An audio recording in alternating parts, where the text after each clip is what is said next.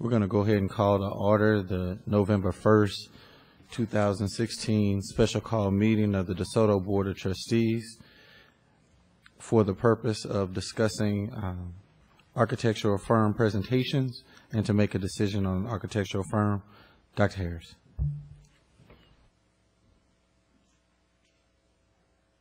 Yeah, Mr. President, to board, we have 3 firms that are here tonight, this afternoon, to present to you. They have randomly selected in order in which they will present.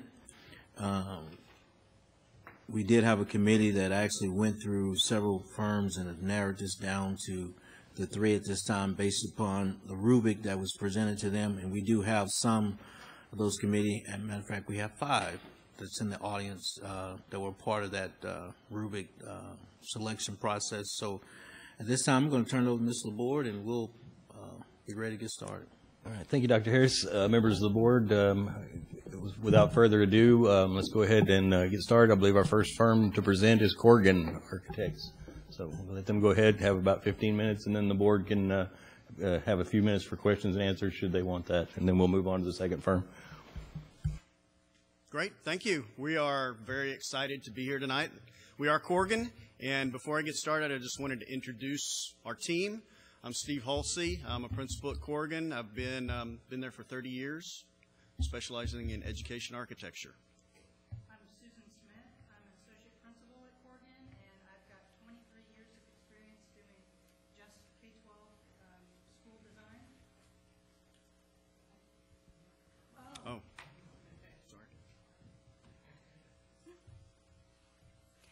I'm Susan Smith. I'm an associate principal with Corgan, and I have 23 years of experience doing solely K-12 educational design. And my name is John St. Luce. I've been at Corgan for 12 years, education as well. And I am Keith Cummins, also have been with Corgan for 17 years, the entire time with education K through 12. So first off, I want to show you our mission statement for Corgan, and this explains who we are and what we do every day. 3 simple lines. Our clients thrive, create places where our clients thrive, and that means we design your places, your schools for you, for your district, and for your students and communities hand in hand with you through the whole process. Honors our promises and obligations, and that's why we've been around for 78 years, because we do what we say we're going to do and we follow up. And then thirdly, builds relationships that makes us stronger. And that's tenet of Corgan from day one. When Jack Corgan started our firm, it's all about building a relationship. It's not just about the one project. It's about long-term relationship with you, with your district, and with your community. So here's some stats on Corgan itself. And the biggest things to take from this board right here are 78 years. We've been in business. Our office is in downtown Dallas. We're all from the Metroplex, and we've been in business for 78 years and been designing schools for 60 years. 91% repeat clients, and that's really critical to us, and that's what I talked about, the building of relationships. 91% of our clients, we do client feedback surveys at the ends of all our projects. We get that feedback from our clients. We act on that feedback, and 91% of our clients come back to us again and again and again to do their work year after year. So here's some of the local education clients that we work with. And to highlight a few, we just completed a new 2-story elementary school replacement for Duncanville ISD, and that just opened in August. We are working with Waxahachie ISD as well. We just bid their new high school project, and it's just went under construction, and it came in right on budget. And Grand Prairie ISD we've worked with for a long time, and we have completed De Zavala and Milam elementary schools, which Susan will talk about in a minute about their specialized cases that they have for those 2 schools. But as you can see, lots of other local clients work with us and have worked with us for a long time because of that trust in us and the relationships we build with them. And here's some of those years that we have worked with the people, and once again, reinforcing relationships and working with our clients. 16, 18, 20 years, 34 years. What we do is we become a part of your district. We become a partner with your district, and we become a part of your team that is known to you, is known to your community, and known to your staff, so that you come to rely on us and build that trust with you as we go through this process. And then reinforcing the team again, here we are. So at Corgan, what we do is the people that you see here at the interview will be the people that you see at the first meeting, the people you see at the programming meetings, doing the design, going through construction, and at the grand opening of the school. Corgan is not departmentalized, which means we do not have, you go from department to department, we have a design department and then a documentation department. These people, our team will work with you from day one all the way to the end of the project, which is important to you to carry the message between phases and to make sure that our consistent service is carried on through each phase of the project. And with that, I'm going to let Keith talk about the process that we go through working with you. Yeah, I'm going to speak a little bit about our design process and how we carry through with, as Steve was saying, through our efforts of design. One key factor that I want to bring up is we start the project, as Steve mentioned, without any preconceived design ourselves. We want to meet with you, meet with your faculty, meet with people that work in your district, and design the best school to meet your needs. So the way we do that is we go through a visioning process and programming concurrently.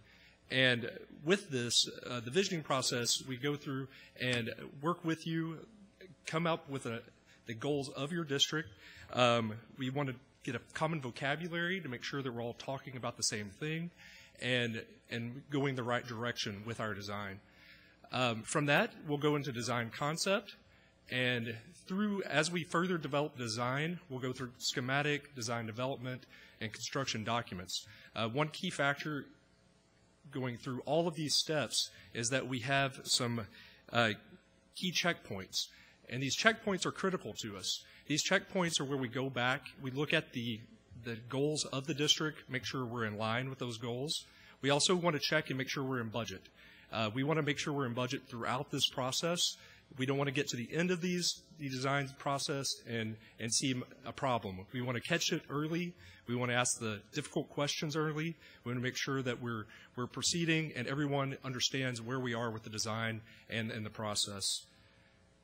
Also, I wanted to speak a little bit about the construction documents as well.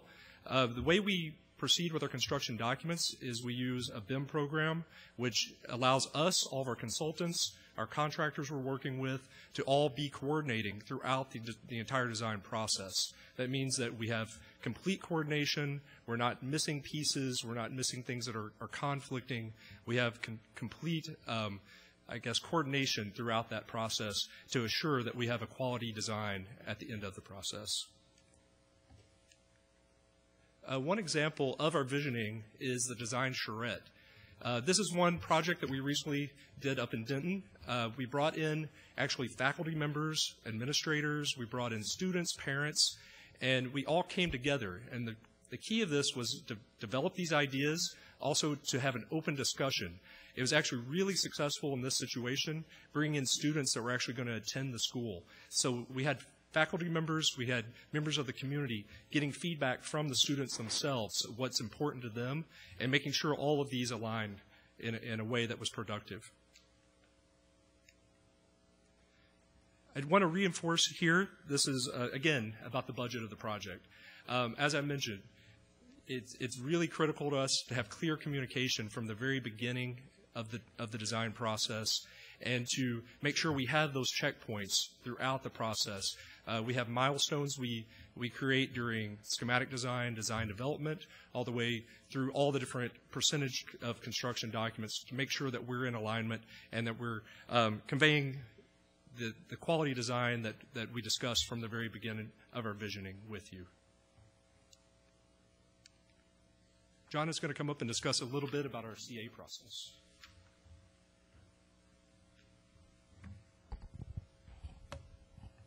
As Steve mentioned, we work as teams within teams. For construction administration, what we try to accomplish is a continuity of staff. You will see the same staff all throughout the process. Reason being, not only to carry your vision, but also to make sure that things to make sure that work that you asked for, items that you asked for, things that go wrong, there's someone that you can come to and ask and speak to about why or could solve those problems. On the other hand, if we worked differently, what would happen is the idea, the vision would more than likely drop. Within our teams, we embed more seasoned staff for QA/QC, quality control. The reason being, as we work, we have milestones, 50%, 60%, 90%. What that allows us to do is to have coordination meetings where consultants come to our office, we all sit down, and we talk about work, visions, problems, and solve them early. That allows us to get the construction documents to a point where when it goes out to bid, a lot of the issues that may arise have been caught up front. Another item also that aids us is BIM, or Building Information Model. We still use pen and paper, but the technology allows us to see and also catch a lot of issues prior to they being something that occurs during construction. Susan?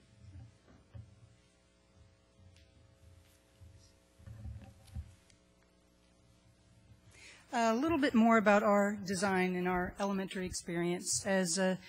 As Keith had alluded, when we design a school, we design it for you specifically. We don't come in with preconceived ideas. And so we have some really innovative solutions that we've done for some of your neighbors and some of the districts in the area that we wanted to share with you just briefly of what we've done. And these are specific for them. They all look different for a reason, because it's for that community, it's for that school district, it's for those kiddos and what their agenda is and what their goals are for their district. This shows just a couple of the elementary schools that we've done, just a smattering. But what the important part is our experience. 19 new elementary schools in the last 5 years, and all of them are different. The first one that I would like to touch on is one nearby, and this is in Grand Prairie ISD. Grand Prairie has a different viewpoint on the way they approach some of their schools, and they had 2 elementary schools that they did simultaneously. This is one of them. One was based on a STEM program, and this one is Lorenzo de Zavala Elementary School, and it's an environmental science academy. So the building is designed around the sciences and around hands-on learning for the kids, a lot of open collaboration, flexible spaces,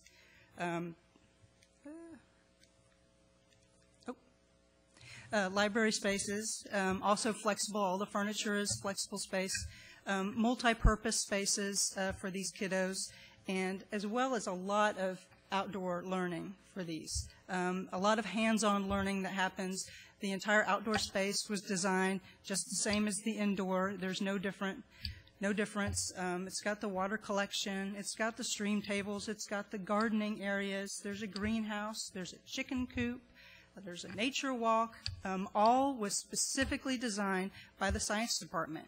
We sat down with them, worked with their curriculum. What are your needs? How can this building, interior and exterior, support those needs? And this is what we developed. Another one, Darity Elementary. This was a replacement school in Garland, and it was unique in that it's a 6-acre site, and they needed to double the size of the building. So they needed a 2-story building, one for 800 kids, and a very small site. So what this did is it really created a need for an outdoor space, because we were taking up the footprint, everything we could, to get all the cars off the very small streets. We had to create a lot of stacking space so that it was safe for the kiddos to get in and out. We still provided a small area for playgrounds for the 2 different grade levels, But we really needed another outdoor space and another release. But they didn't want an outdoor space that was loud, and because it was a very small site, that would be distracting. So what we created was an outdoor learning space. Classrooms, again, flexible classrooms. Everything's flexible, large walls for them to mark on. And outdoor classroom. And this is, it would normally be considered a courtyard. They didn't want to call it a courtyard. They wanted it to be an outdoor classroom. So again, we sat down with the curriculum, science, special ed, and several other curriculums, specialties to decide what could you use this space for, what do you need it for, how can it support your curriculum. So we have a little outdoor classroom space, we have the water cistern, there's outdoor marker board spaces, there's maps in the concrete on the ground, there's a fossil walk for science, and we had to be very specific for the Texas fossils that they study that supported their TEKS, and it has sensory areas for the special ed kiddos. All things that were very intentional and very specifically laid out and designed.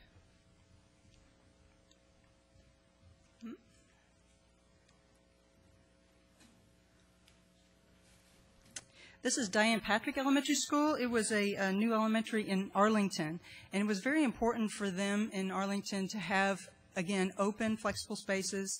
They wanted to focus on collaboration for the kids, but they were very concerned about security, the openness of the collaboration spaces, pairing those up with the security. So we came up with some solutions for them on how to lay out the building, and so we laid that out in classroom or grade level pods, so that the grade level pods are closed off from the main and they can be locked off, but then you enter into this large open flexible collaboration space for the kids. At the end where you see that green wall and a window, behind that is a collaboration space for the teachers, and it's also a breakout space. So if you needed to utilize the rooms all day long for some other purpose, that could be used as a conference room or a collaboration space for teachers. And then all the classrooms are along the side where you've got windows, they can see out into the collaboration space, flexible furniture, and this was all designed and worked out for that district, for what they needed, for the number of classrooms they needed, and what they felt would be the best solution for them. And as well, the library space. Libraries are different these days. They're not just libraries anymore, they're multi-purpose spaces. And so everything has to be flexible, open, inviting, and used for not just the kiddos, but for after-hours use as well. Just wanted to note, I just have one picture in this. For this is our commitment to sustainability. This is Lady Bird Johnson Middle School. It's the first net zero school in the state of Texas, and which means it produces as much energy on site as it uses over the course of a year. So within this school, it has become a learning laboratory for not only the kids that attend this school, but for the kids throughout the district. So all the energy information that comes on for this school is online, so all the kids can use it throughout the district. The kids at this particular school, they use it for their math, they use it for their science, they use that information throughout all the curriculum. We worked with the science department again, very specifically to determine what would be the best things to provide within this school for them. They bring all their kids to the school at least 3 times throughout their career in Irving. And so we have things that are specific that support those programs and support their TEKS within the school. It's got a large solar array, it's a geothermal, HVAC, it's green materials inside, so there's low VOCs, and even the furniture is all green furniture. So very sustainable. Beyond this, we do a lot of the work in Frisco, and so we've started to increase the sustainability by the use of ICF construction, insulated concrete forms, which gives you a solid concrete wall and insulation each side when they pour the forms. So that increases that energy savings even more. Not only energy savings, but it also provides increased safety. And this is something that will be near and dear to you soon. Many of the municipalities in the area are adopting the latest 2015 International Building Code. With that, building code requires storm shelters in schools in our areas, and they're tornado shelters for our area. Glen Heights is looking to adopt it in May, and DeSoto in July. So with this, there are a lot of things that go along with this, a lot of requirements with this code. We have designed the storm shelter for a prototype middle school, and are in the process of designing the storm shelter for a prototype elementary school, both in the Frisco area, because they've already adopted this, or they're about to. So we have experience with that, and we understand those requirements and how that could impact you, which is going to be important to you very soon. And with that, I'm going to let Steve close up, and then we'll be done. You can ask questions. So just to wrap it up, 3 main points for y'all to understand about Corgan is that we are all education architects. We've all dedicated our entire career to designing educational facilities in North Texas, and all of us have been at Corgan for, John is 12 years, so we're all dedicated to Corgan as well. This is what we do day in and day out for our entire careers, and that's important to you because we understand the market, we understand how to work with school districts in North Texas and design school facilities that work, that meet your curriculum, and that are on budget. And that's really critical, as we said before, making sure that we're on budget. And then secondly, we also, because we are from Dallas, we've been here a long time, we have a great contractor following. So that means with that following, they know that we produce great documents. They know that they can get the job done and they can build the job with us and with our documents that we produce. And that following will come here, and so we'll be able to attract people to our projects here working with you. And then third thing, touching on our technology, we also have, which we didn't talk about before, is a virtual reality technology. The goggles, the Google goggles that you've seen before. So we'll be able to come to you, to your community, and basically have you walking through the building as we're designing it. So you put the goggles on, and you're able to walk through the building, see the size, the shape, the colors, how things are as we're designing it, so that everybody in the community, including all of you in the administration and the board, will understand exactly what the building looks like, how it feels, before one shovel of dirt is turned out on the site, which is a great tool for you and your community so that everybody's on the same page moving forward before they start building it. So with that, I am going to close and open it up for questions.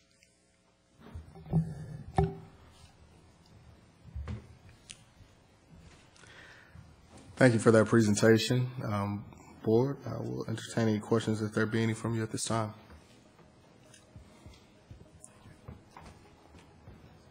Thank you. Trustee Gant.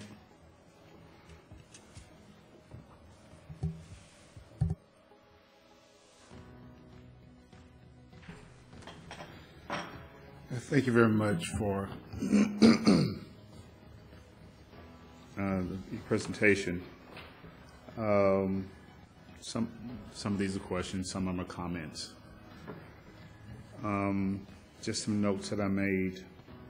Of course, the most important thing with this entire project, and I understand you guys are the architects, but the most important thing is coming in on time and under budget. Nothing else matters. So, have you been given kind of a tentative guideline for a timeline as of yet? I've spoken with someone that has mentioned a timeline, but no, we have not really been given an official timeline on what your expectations are. But we at Corgan, we've got experience with delivering projects on a quick timeline, a complicated project, and we will meet a timeline. We've got a great staff that is very experienced. We bring a great deal of experience to you today, and we will immediately set you on a path to be successful in the timeline and the delivery of your project. And Dr. Harris helped me. I think we were looking at the fall of, or looking at August 2018 as a possible. Yeah, We want to get by this process first, but that's close. Okay. Once we get things locked in, we'll be moving fairly quickly.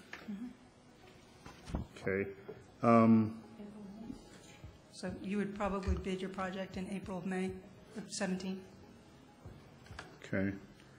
I do like the idea of the no preconceived design. That was the number one question I had in my mind, and then I think it was the gentleman touched on it. Because I don't want to, I'm just speaking for me, I don't want a cookie cutter school. You know, I want something that's specific for us, something specific for our kids, something specific for this community. You're dealing with two different local municipalities, if you will. And it has to be something for DeSoto. So I don't want you guys to go back and pull off a Garland school off the shelf and say, okay, let's turn the window this way, and that's not what it's got to be for us. So. Yeah. We don't like to work that way either, and it's important for you, for your administration, for your community, for your teachers and your students and parents to have ownership in this building and in the design of it. And if they're not involved from the beginning, and they don't have a say in it from the beginning, and they don't get to respond to what they see, then they're not going to gain ownership. It's harder for them to do that. They don't want to see it just when it's done, and then, okay, well, we have to accept it because it's finished. We want them to be involved in the process from the beginning. Great. Just a couple other quick points. I also like the idea of the outdoor classroom. I think that's great because kids nowadays learn completely and totally different than when I learned. And it's something about kids nowadays is getting them out of that traditional classroom setting and taking them outside for whatever reason. It grabs their attention. So I like that idea really well. In the collaboration space idea, it's not a traditional four-wall classroom. It's just a totally different environment. So those caught my Dr. Harris or Mr. LaBorde. What's the approximate size of the land that we're dealing with? I think we've got up to 23 acres. That's a possibility. Okay, we just have to do a site survey and see what's practical, but we've got plenty of land. So that's nothing to be concerned No. about. Okay.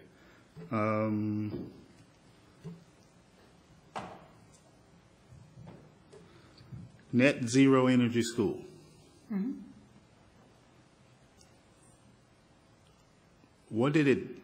Give me an idea what it cost to build that school. Well, the cost of that school was about 12% above what a traditional school would be. Most of that was the solar array on the roof.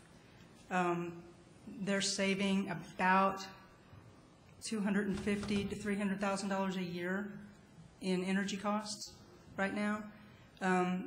And when it was designed and we were doing the estimating on how much energy it would take and how much they were saving, what the payback would be, we were not taking into account increases in energy costs. So it was very conservative, and it was about a 12-year payback at that time. Because as you were making your presentation, I'm thinking, okay, we need to do something with solar, and, we need to use as much of natural energy as, I'm just thinking regular stuff. And then you get up and start talking about this net zero energy school, and I'm thinking, over the period of time, we could really save a lot of money, but what does it cost to construct? So, we do a full payback analysis when we do that, because we know it's an investment for you, and you need to be able to communicate to your constituents about where your money's being spent, because you're stewards of their money, and so we understand that. We would do a full payback analysis of that. One of the other things that we do, and we have probably 40 schools that are completed that are geothermal air conditioning systems, HVAC. These are very efficient systems, and there's quite a bit of savings on those as well. In some cases, it's up to 30% savings on energy for those. And then the ICF construction that we've started using, and we used in the elementary school in Duncanville, the Hastings replacement.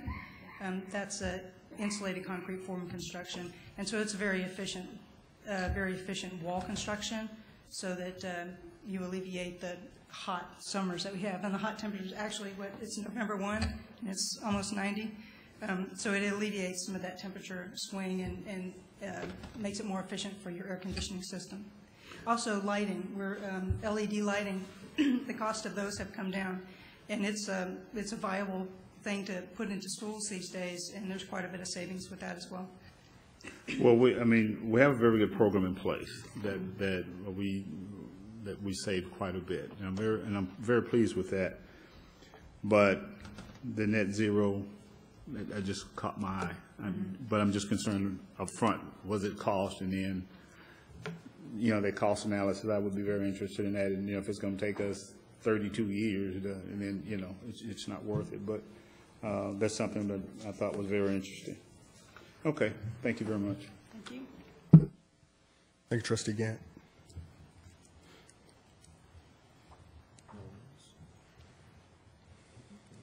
So I was going to say, I apologize for my tardiness. First off, okay. We're parents first, right? So just a couple of questions. You might have answered them previously, and I apologize if they are redundant with regards to your presentation so far.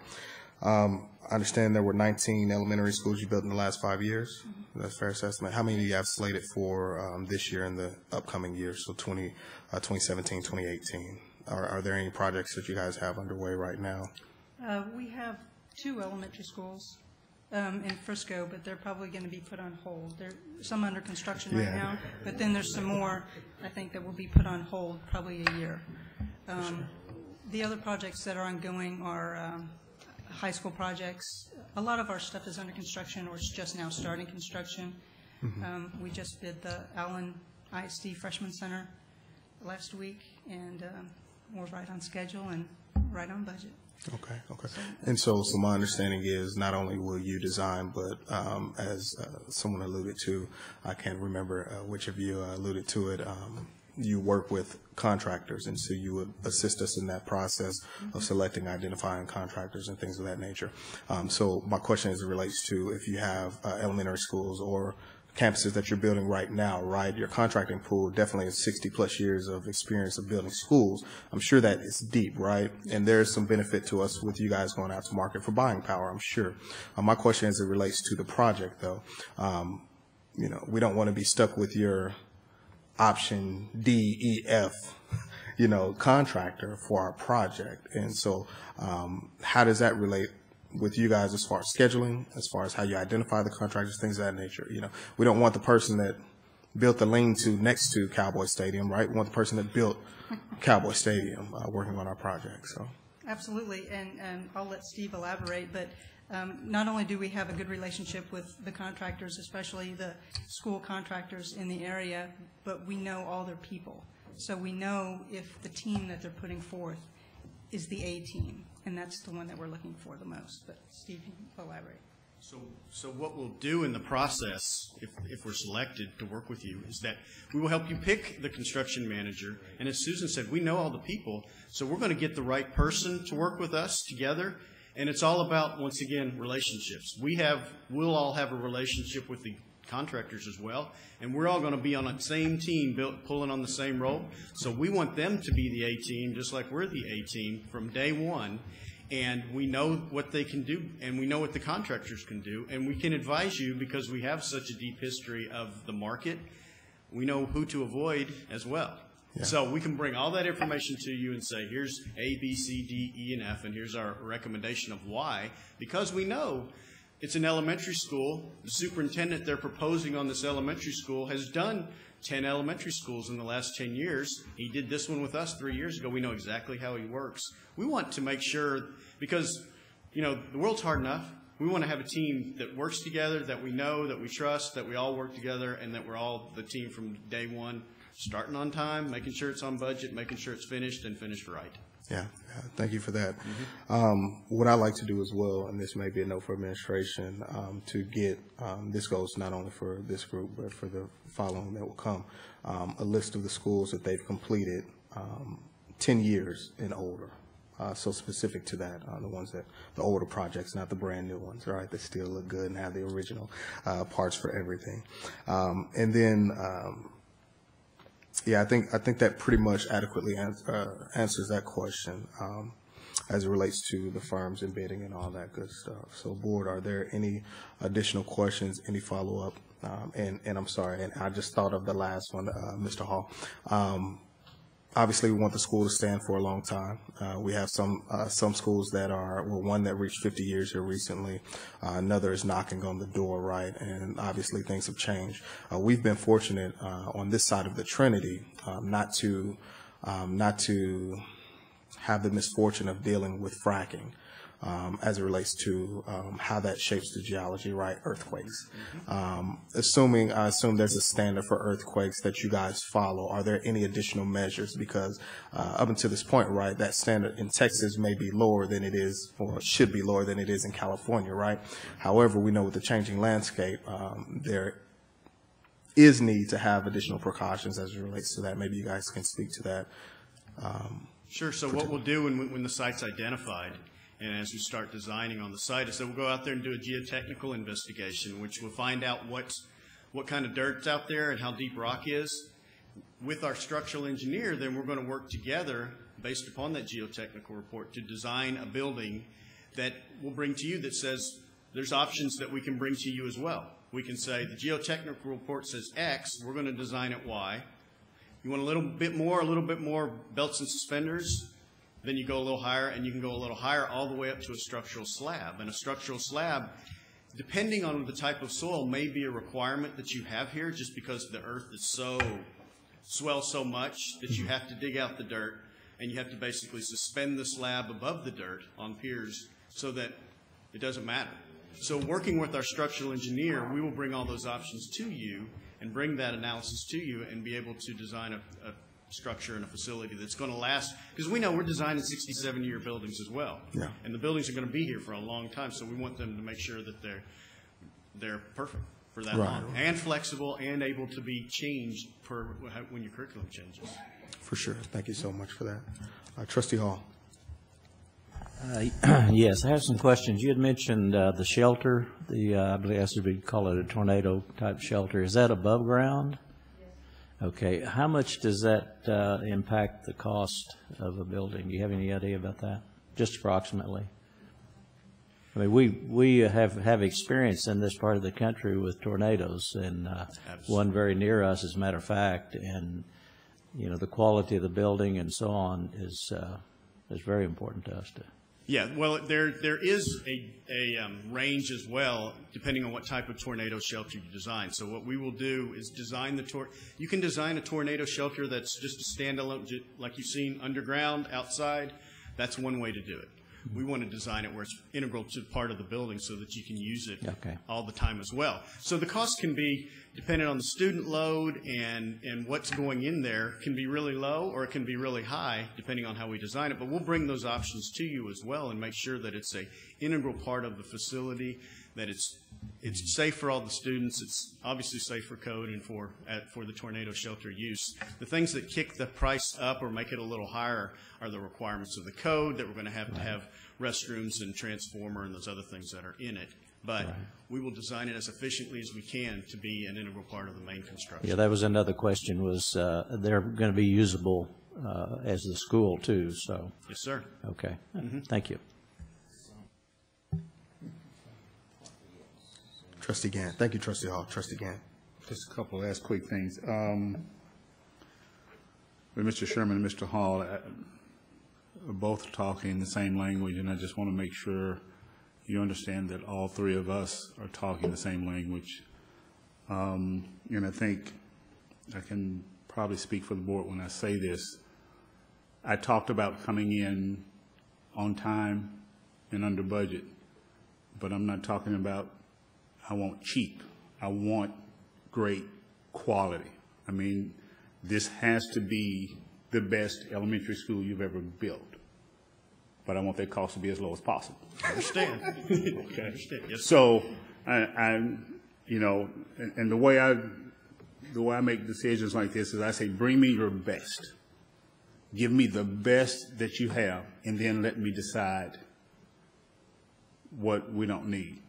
We had a superintendent a few years back, and the firm that bought that superintendent to us says, well, this is the best one, but you can't afford it. And I looked at him and I said, you let me decide if I can afford it. That's not a decision for you to make. So we want to see the best because our kids deserve the best. And then we, the 7 of us, will make that determination on what the cost will be. And if we need to cut something, we'll do that. But I want to make sure you understand, we want quality. It has to be the best. Last question I have for you, superintendent, construction manager, project manager, I don't know if they're all the same, but whoever it is. Yes. Is this person going to be on site each and every day? Yes. When we work and get the construction manager on board, they will have, and the way it's set up, so we will have our team, the architecture team, and we will set up regular meetings, and we'll come down here whenever needed, have weekly meetings with the contractor, but the superintendent who's with the construction team, he is here 100% of the time. He will also probably have an assistant superintendent or an engineer that's with him that will be here 100% of the time. And then the project manager from the contractor side will also be here. They'll just have to work it out depending on what load he needs. But those 2 guys are here. They live on the site the whole year. They're the ones that are building and running the subcontractors on the site the whole time. Well, I just want to make it clear what Mr. Sherman said. We're not second to anybody. Yes, sir. Okay, so, you know, and there's the only way that you're going to come in, you know, on time and under budget is that person has to be there, as well as the administrative person that you're dealing with from the school district needs to be accessible. So let's say, for example, if that's Mr. Laborde and he goes on vacation, I know Mr. Laborde, and there's going to be someone he's going to leave in charge that says, okay, I'm gone, so this is the point of contact. So and this has kind of come up in the past. I don't want somebody showing up.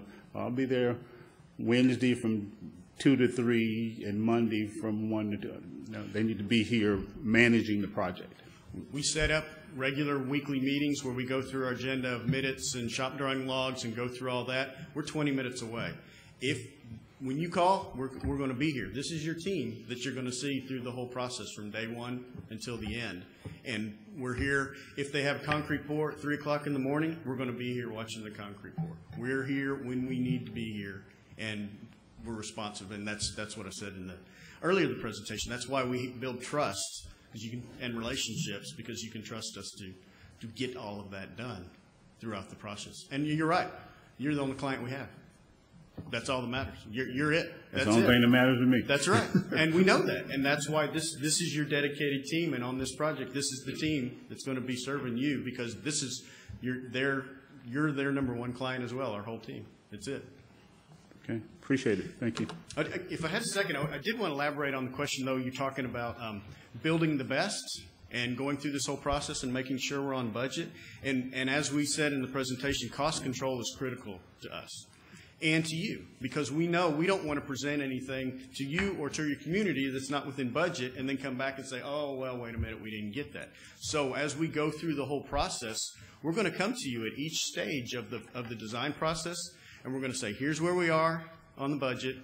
Here's some things that you can add. Here's some things that you could take away. And before us together move on to the next phase, then we're all going to agree together about, well, we really want to do this and this and this, or we don't need to do that, so that it's about setting the expectations and communicating. And that's what we want to make sure, and that's why we hit budgets every single time we bid them, is because we want you and your community and everyone to know, here's where we are, here's what it costs. So when we get to the end and when we're bidding the project, we're not really guessing or hoping that we come in on budget. All we're doing is assigning the subcontractors, because we already know the numbers, and we're going to be right on. So it's very important to us as well as you.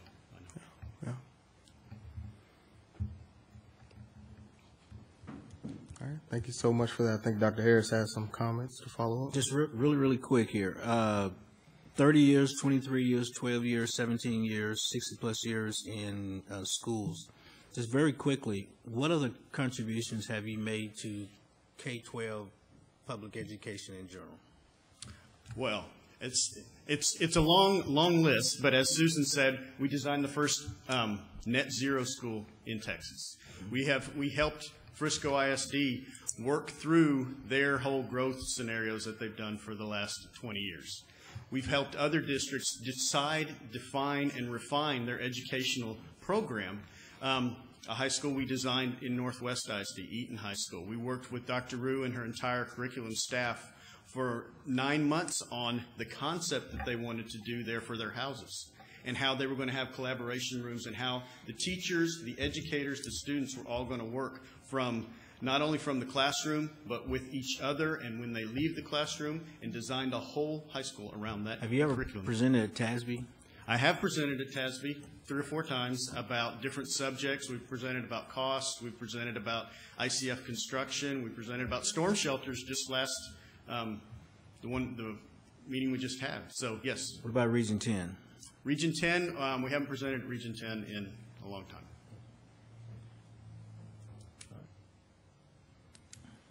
Thank you. Well, the experience definitely speaks for itself, and we know you guys can't run.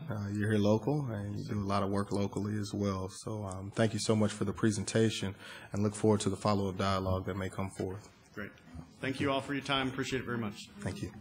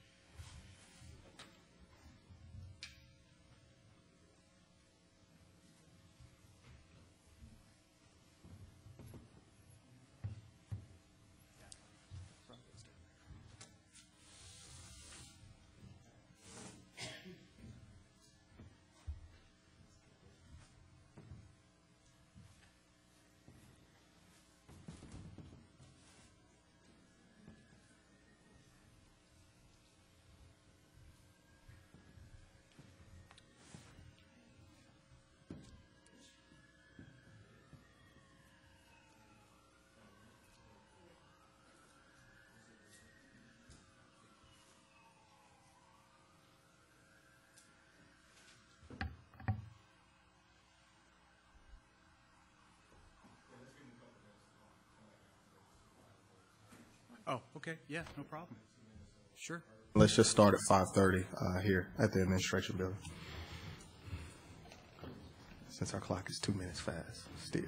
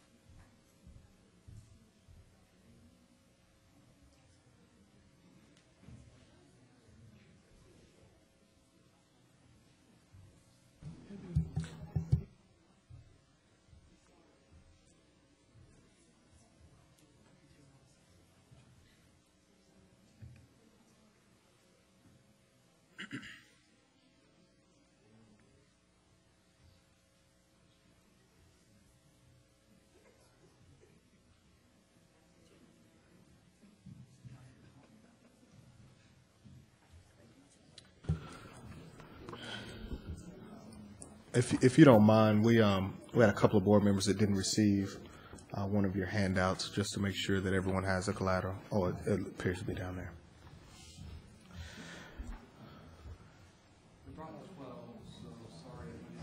No, they just weren't seated when you guys passed them out. That was all. So. The back is all the same information, but the front is different projects. We thought maybe you might want to trade them like baseball cards.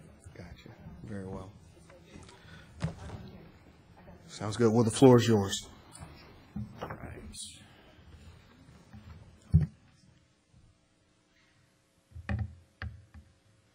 Well, good evening, members of the board, Board President Sherman and Superintendent Harris.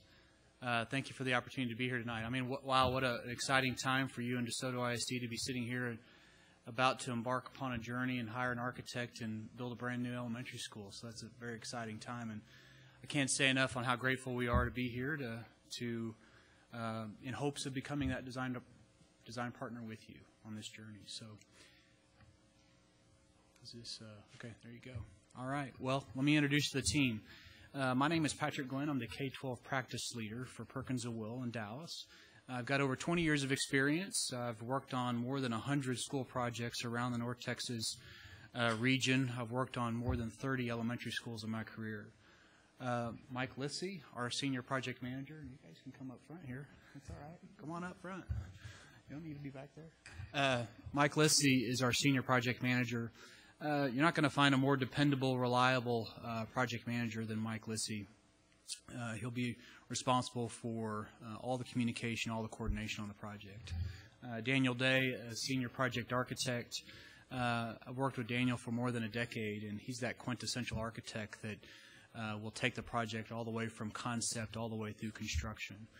Cheryl Westmoreland is an interior FF&E specialist. She specializes in selecting furnishings. She's worked on a couple of the projects that are behind me. And then Leisha Mavros is our interior designer. She's worked on all these projects, in fact, but unfortunately she's at home sick. She has a 1-year-old that was sick that got her sick. So she's actually at home and couldn't make it here tonight. So she sends her regrets. So when we walk out of here, maybe in 20, 30 minutes, if there were just 3 things that we wanted you to remember about this team, these are the 3 things. It's our perspective. We bring an 80-year legacy of K-12 expertise, research-based design practice with local leadership and accountability. It's also our process. It's a very creative, custom, transparent process. It's fun. With clear communication and a consistent team all the way through, but it's most importantly all about DeSoto ISD. And then lastly, it's our projects, educationally supportive, award-winning, inspiring to kids on time and under budget.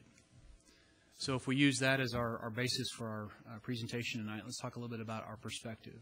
Perkins & Will was established in 1935, 1988 in Dallas. We've got close to 200 employees in Dallas. But we are a multi-market, multi-discipline design practice. That means even though all we do all day long are schools, that we also do other facilities as well. We do higher education and science, technology, and healthcare. But just since 2004, our K-12 studio in Dallas has worked on more than 112 school facilities around the region. So we've certainly been blessed and worked with more than 35 of your peer school districts in the same region as well. But specific to elementary schools, so here's just a few of those school projects that are on the board. But the projects highlighted in blue represent our elementary school projects designed and delivered just in the last 12 years alone. So certainly have got a number of projects that will probably fit some of the expectations that you guys might be thinking about today. Also, our consultant team. It's a local, very experienced consultant team, and I believe in our RFQ we committed to 30 to 35% of minority and women-based enterprises for our consultant team. But we also believe that design really facilitates innovative learning. And we've been able, over the years, we've been able to categorize some of those ideas and design trends into three categories. Spaces that share, spaces that help connect kids to their curriculum. You know, that could be collaboration or designing small learning communities. The second one is spaces that transform, spaces that are flexible, agile. And we'll go over a couple of these examples in a moment. And then spaces that inspire, you know, how spaces can really inspire that creativity and that level of innovation that these kids really need to be future ready for tomorrow. So if we just look at kind of that innovation mindset and what a child needs to start equipping themselves with as far as learning skills, there's been data out there that suggests that if we can put these students in learning environments that they will be able to read, hear, and see all of that subject matter. But if they can turn around and teach it and experience it, the data suggests that they're retaining that subject matter 90%.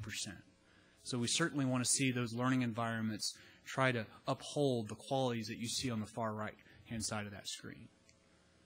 So let's talk about some of those planning strategies. So we got to design spaces that can operate in a variety of different ways. I know a classroom still has four walls, but that doesn't mean the types of things inside the classrooms can't change. That behavior, that learning model can change. Flexibility is critical, especially the furnishings and the furniture that you put inside those four walls. But changing that model from teacher-centered classrooms to student-centered classrooms, and I'll show you what that looks like in a moment.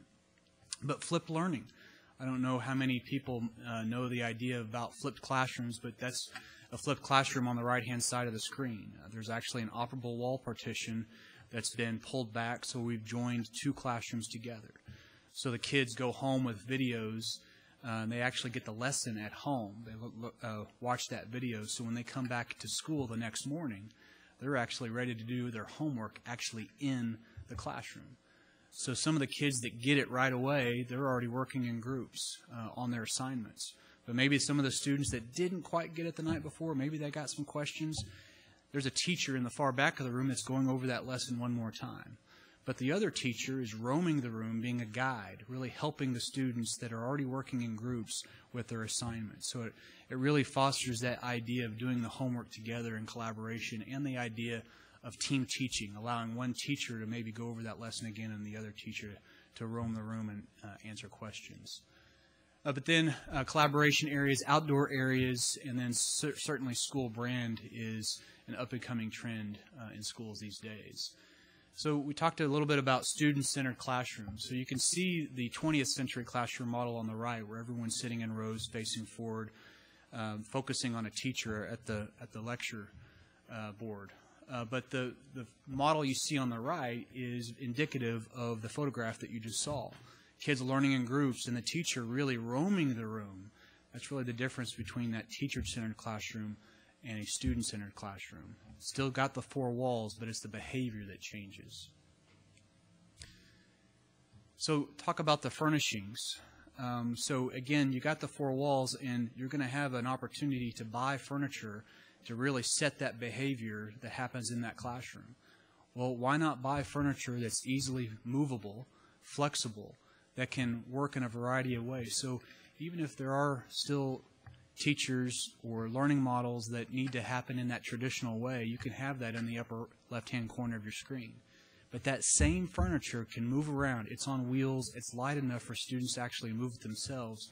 So you can see it in the upper right-hand corner. You can go into group discussion or perhaps seminar, or the project team in the lower right-hand corner that allows those kids to work in groups. It's all the same amount of the same exact furniture in the room, just arranged in a variety of different ways. And then the furniture doesn't always have to be the thing that moves. You know, the building can be flexible too. The walls can move. So you're going to spend money on corridors. You're going to spend money on hallways. Well, let's use those hallways.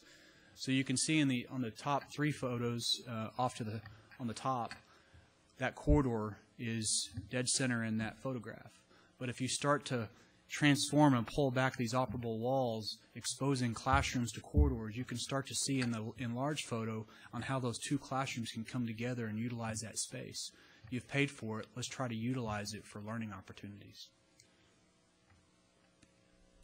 But then student collaboration. Certainly, learning in groups really puts that experiential learning front and center. And you can see that done in a variety of ways, whether it's a learning stair, that small photograph with the green wall, where kids can actually just spontaneously just sit and have a conversation and maybe do some homework or maybe study in groups. Or even the largest photo on your screen, that's actually a couple of classroom-sized spaces that are just right off the hallway. So there's those serendipitous moments and those opportunities along that long hallway that is on the very far right of your screen. It's kind of that curve. But it opens up to this big area, this student lounge area, where students can actually work on group projects, maybe study, hang out. But there's windows all around this space. You can see the windows in the far back is a science classroom. So you have that transparency and that visibility into this very collaborative, very flexible workspace. And media centers are certainly changing. You know, libraries used to be places where you'd go consume information. That's where really all the books were held. That's where all the expensive books were held.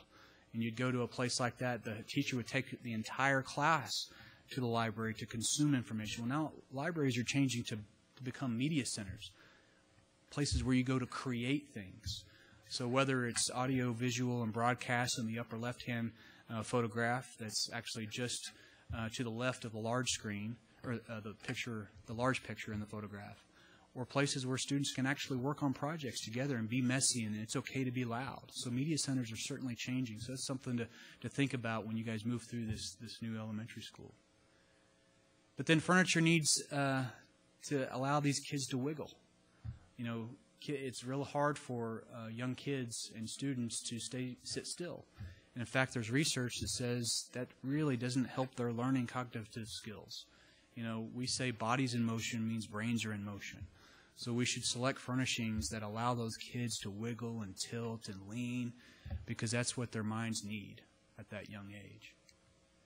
And then school brand. School brand is certainly a very popular trend right now in school, whether it's the Rosemont School in the upper left-hand corner, or in an athletic wing for a school that's on the east side of Dallas, or the Martin Luther King Middle School project that really reminds those schools who their school is named after, and especially with inspirational quotes on reminding those students to achieve higher, to do better than their predecessors. I'm going to let Daniel actually walk you through a little bit of our process. Thanks, Patrick. Good evening. Our process really is meant to be custom. This is about DeSoto ISD. It's about your objectives, it's about your goals, and what you hope to achieve with this project. And we're here to support those goals and objectives and help build that vision along with you. One thing Patrick, I think, soft-pedaled was that the process should be fun, a lot of fun. We enjoy working every single day trying to make these educatively supportive environments, and we hope that you'll find it fun as well. So in order to build those visions, we do a whole bunch of things. We ask a ton of questions. We have a lot of different activities. For example, we'll talk about innovation.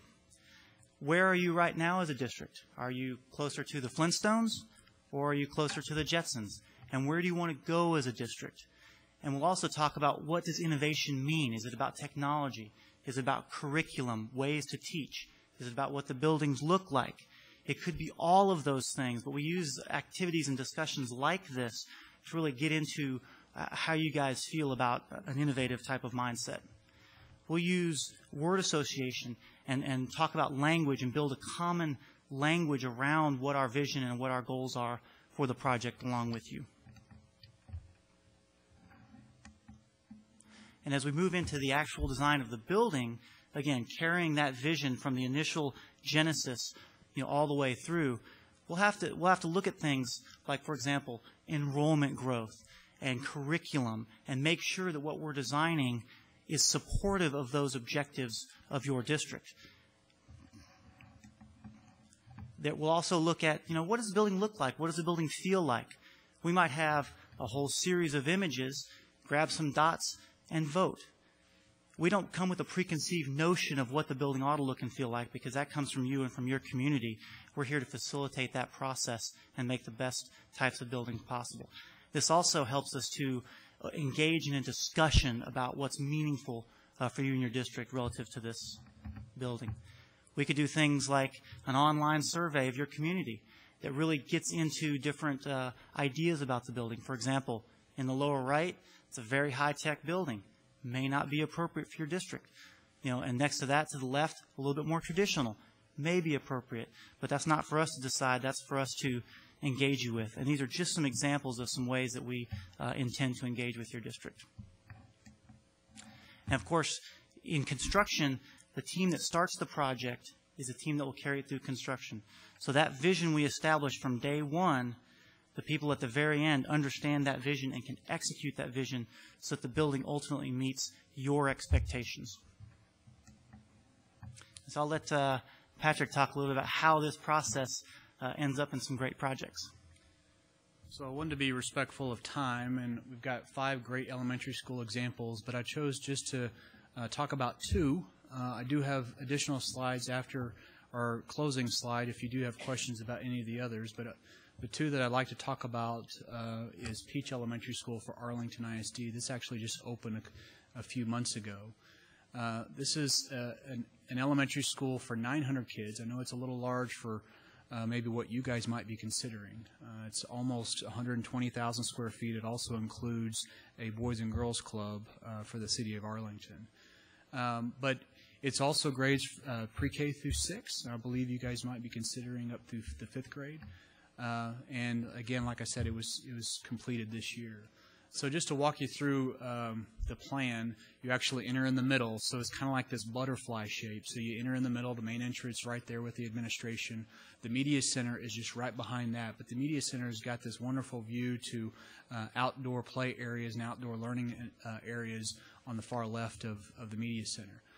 But it's zoned where you have all the public functions, all the community functions to the top of the screen. So you've got the gymnasium, student entry where drop-off and pickup happens. You do have that Boys and Girls Club. You've got the music and strings classrooms that are right behind the stage that's part of the cafeteria. But all that private academic functions are actually to the bottom of your screen. And they're designed in small learning communities with 2 grades each. So all the darker blue spaces are all core classrooms. And then we do have some distributed administration, teacher planning rooms, counselor rooms kind of scattered among those academic wings. But the student collaboration areas, there's 2 in each wing. Those are the light blue areas. That represents those areas that are just off the hallway. They're unscheduled spaces. Those are spaces that, again, any class can actually use those spaces. There's visibility, there's eyes, and certainly with a lot of collaboration furniture. So here's what the back of that facility looks like. I don't have any final photography of this elementary school, so we're just showing the renderings. But there is a large amphitheater. You can see the large windows looking back into the media center. The media center on the far right, there's actually a small makerspace for these elementary school kids. And then the two images on the far left is what those collaboration areas look like that are right off that hallway. So it's just a big open area where students and teachers can do a variety of things. And the last project before we close is Rosemont Elementary School. This is actually for Fort Worth ISD. What's interesting about this project, maybe compared to the one that I just showed you, the one I showed you was on almost 10 acres. I think it was like 9.5 acres. And it wasn't a greenfield site, but it was a site that didn't have all the utilities that it needed. This site, Fort Worth ISD, chose to locate this elementary school on the play field right next to the Rosemont Middle School. So the district was able to save some money. I know that might be a consideration that you're thinking about. But the area off to the right was about 6 acres. And we located the elementary school on those 6 acres, and they had enough area for the Rosemont Middle School that giving up that play field wasn't that bad of a deal.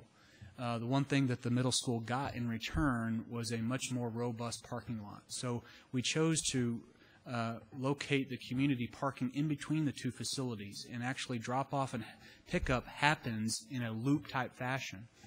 In fact, if you're a parent and you've got a child in the elementary school program and the middle school program, all you do is you just go in one side, drop off your child, loop around, drop off your child to the other school, and then exit the facility. So the parking in between works twofold for both facilities. The main entrance is to the top, so there's visitor parking, and bus drop-off happens actually off of Seminary Drive. The plan actually looks a lot like this. So it's zoned very, very similar to Peach Elementary School, where all the community functions are on the left-hand side, so you got the cafeteria and the gym. The reason we did that is allowing the middle school kids for Rosemont to come over and still use those community spaces, the cafeteria or the gym. But it just so happened that the Rosemont Middle School auditorium was also just on the other side of that parking lot. So you kind of have this synergy with community functions kind of wrapping and binding that parking lot. Again, the administration and main entry is right in the middle of the facility, and the media center is right behind that, having windows overlooking the play fields to the south.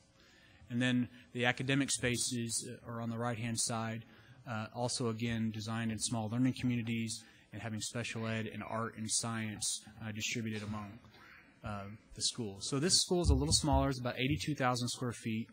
It was grades K through 5 for 750 kids. It was finished up about 5 years ago. Excuse me? It's 2-story. Actually, both of those projects that I just showed you are 2 stories. I just had the ground floor in the presentation. This school right here, which I do have slides after our closing slide, is a little smaller. It's for the same district, Fort Worth ISD, but it's for 650 kids, and it's about 67,000 square feet, and it's getting built right now.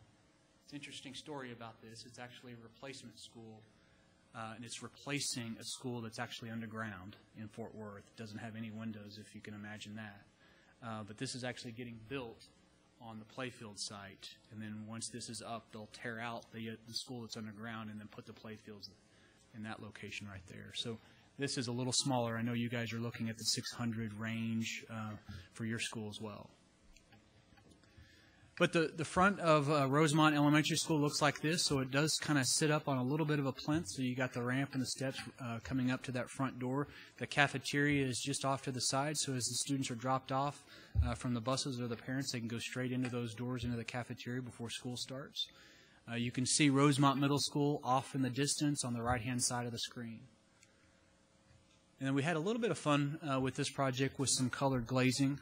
This is a kindergarten room. The large photograph actually has colored glass, some transparent, translucent glass, and then some opaque glass. And what's really cool about this is those colors actually, when the sun's coming in the afternoon, cast colored shadows on the floor. And during the day, and depending on what season, those colored shadows move and elongate. So it really allows the students to interact with the building and become curious. You can see the bottom left-hand photograph is the library looking out onto those play fields, and we certainly brought the idea of colored glazing into the corridors, and color in the floor, and color in the glazing looking into that central library. So in closing, I just want to remind you of those 3 points that I asked you to remember about this team. Our perspective, that 80-year legacy, research-based design practice, leaders in 21st century school design, and 27 elementary schools completed since 2004 by this team. It's also our process, as Daniel mentioned, that creative and custom process for DeSoto ISD. It's collaborative and transparent, and it's fun. But that clear and organized communication, and I want to stress, it's client-centered design approach. We actually put you in the middle. These projects need to have your DNA in these projects. It's not about us. We're just the conduit to allow your dreams to actually come to life. So I want to stress that it's client-centered design. And lastly, our projects, like I mentioned in the beginning, educationally supportive, award-winning design, qualified delivery, on time, and under budget. So with that, I'll open it up to questions. Thank you so much, Mr. Glenn. Board, you've heard the presentation. Do we have any questions at this time?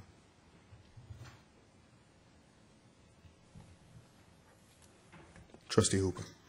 So first, I want to say that you have some phenomenal buildings. Thank you. Some of which that I've seen in person.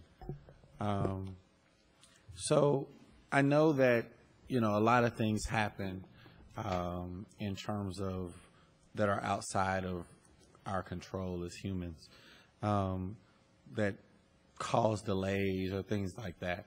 And one of the major things that is important to this board is being on time and on budget or under budget.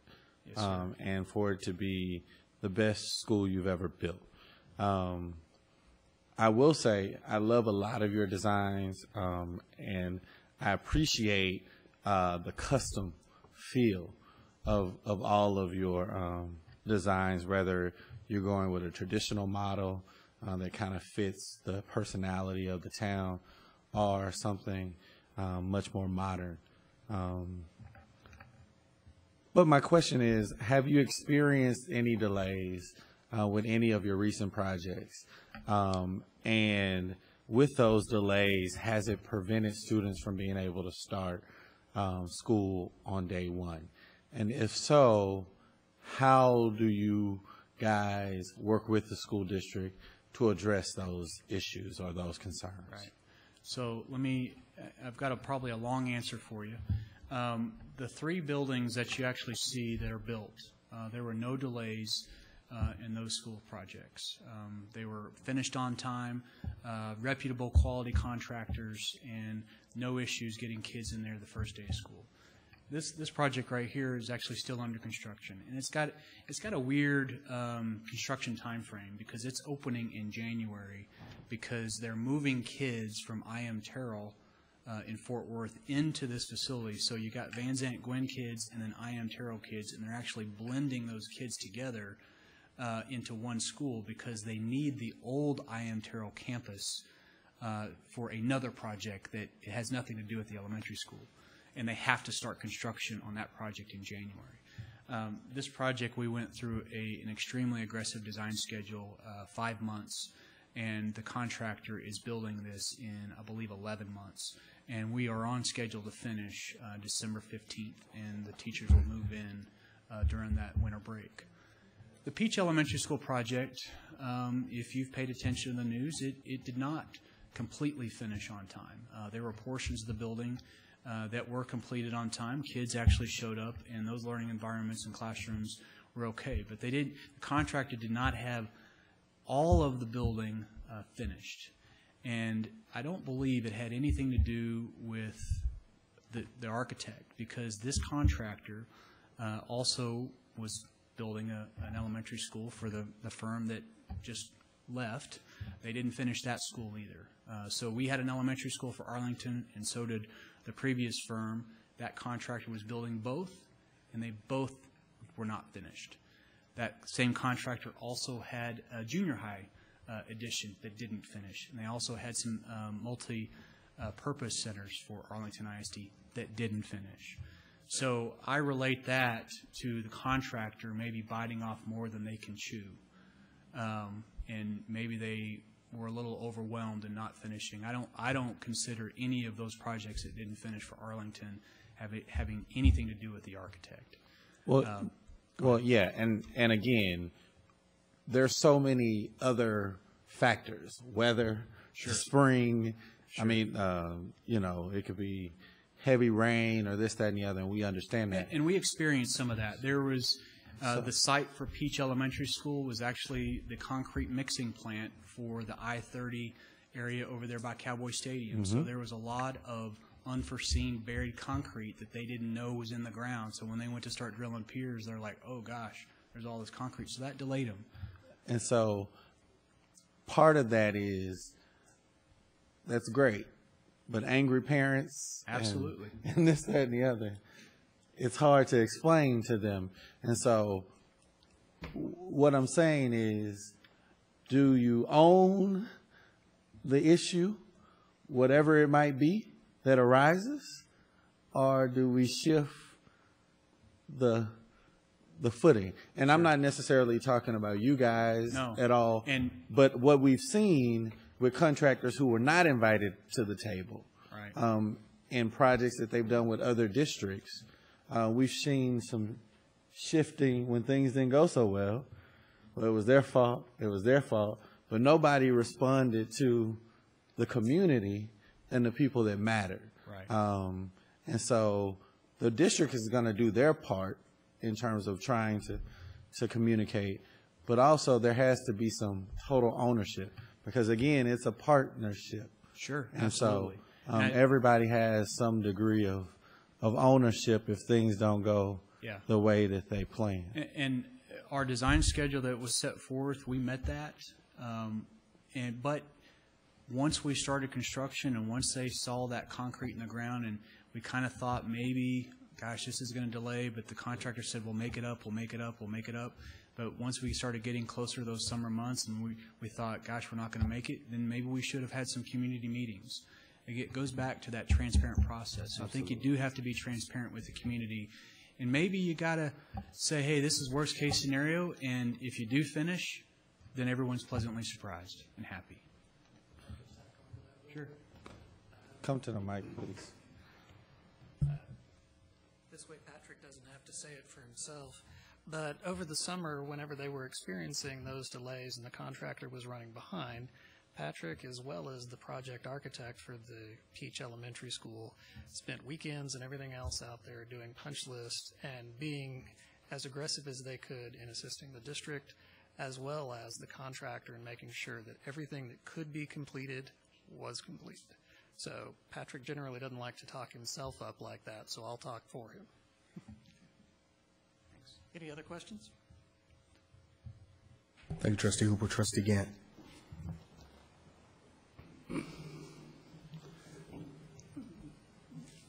Please don't take what I'm about to say personally. That's okay. Okay. And it's not, because it has nothing to do with you.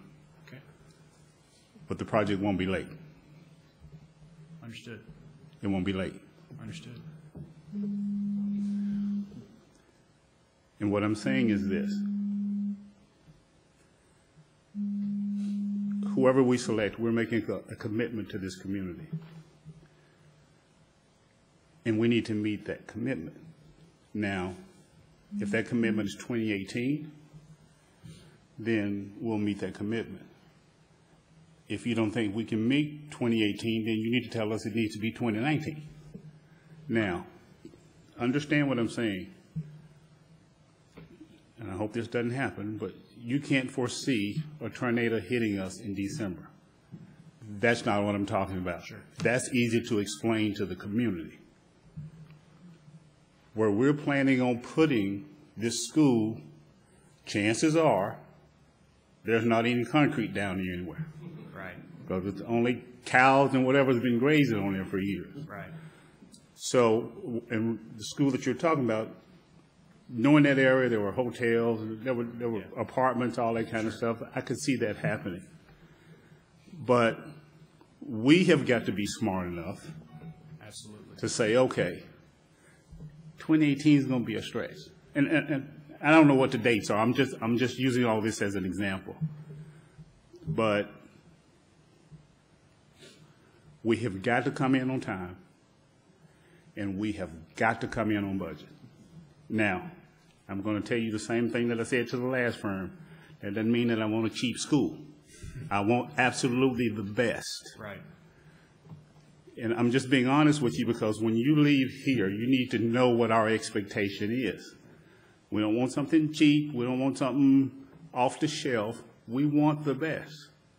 But like anyone else that's doing business, we want it on time, and we've got to meet that budget.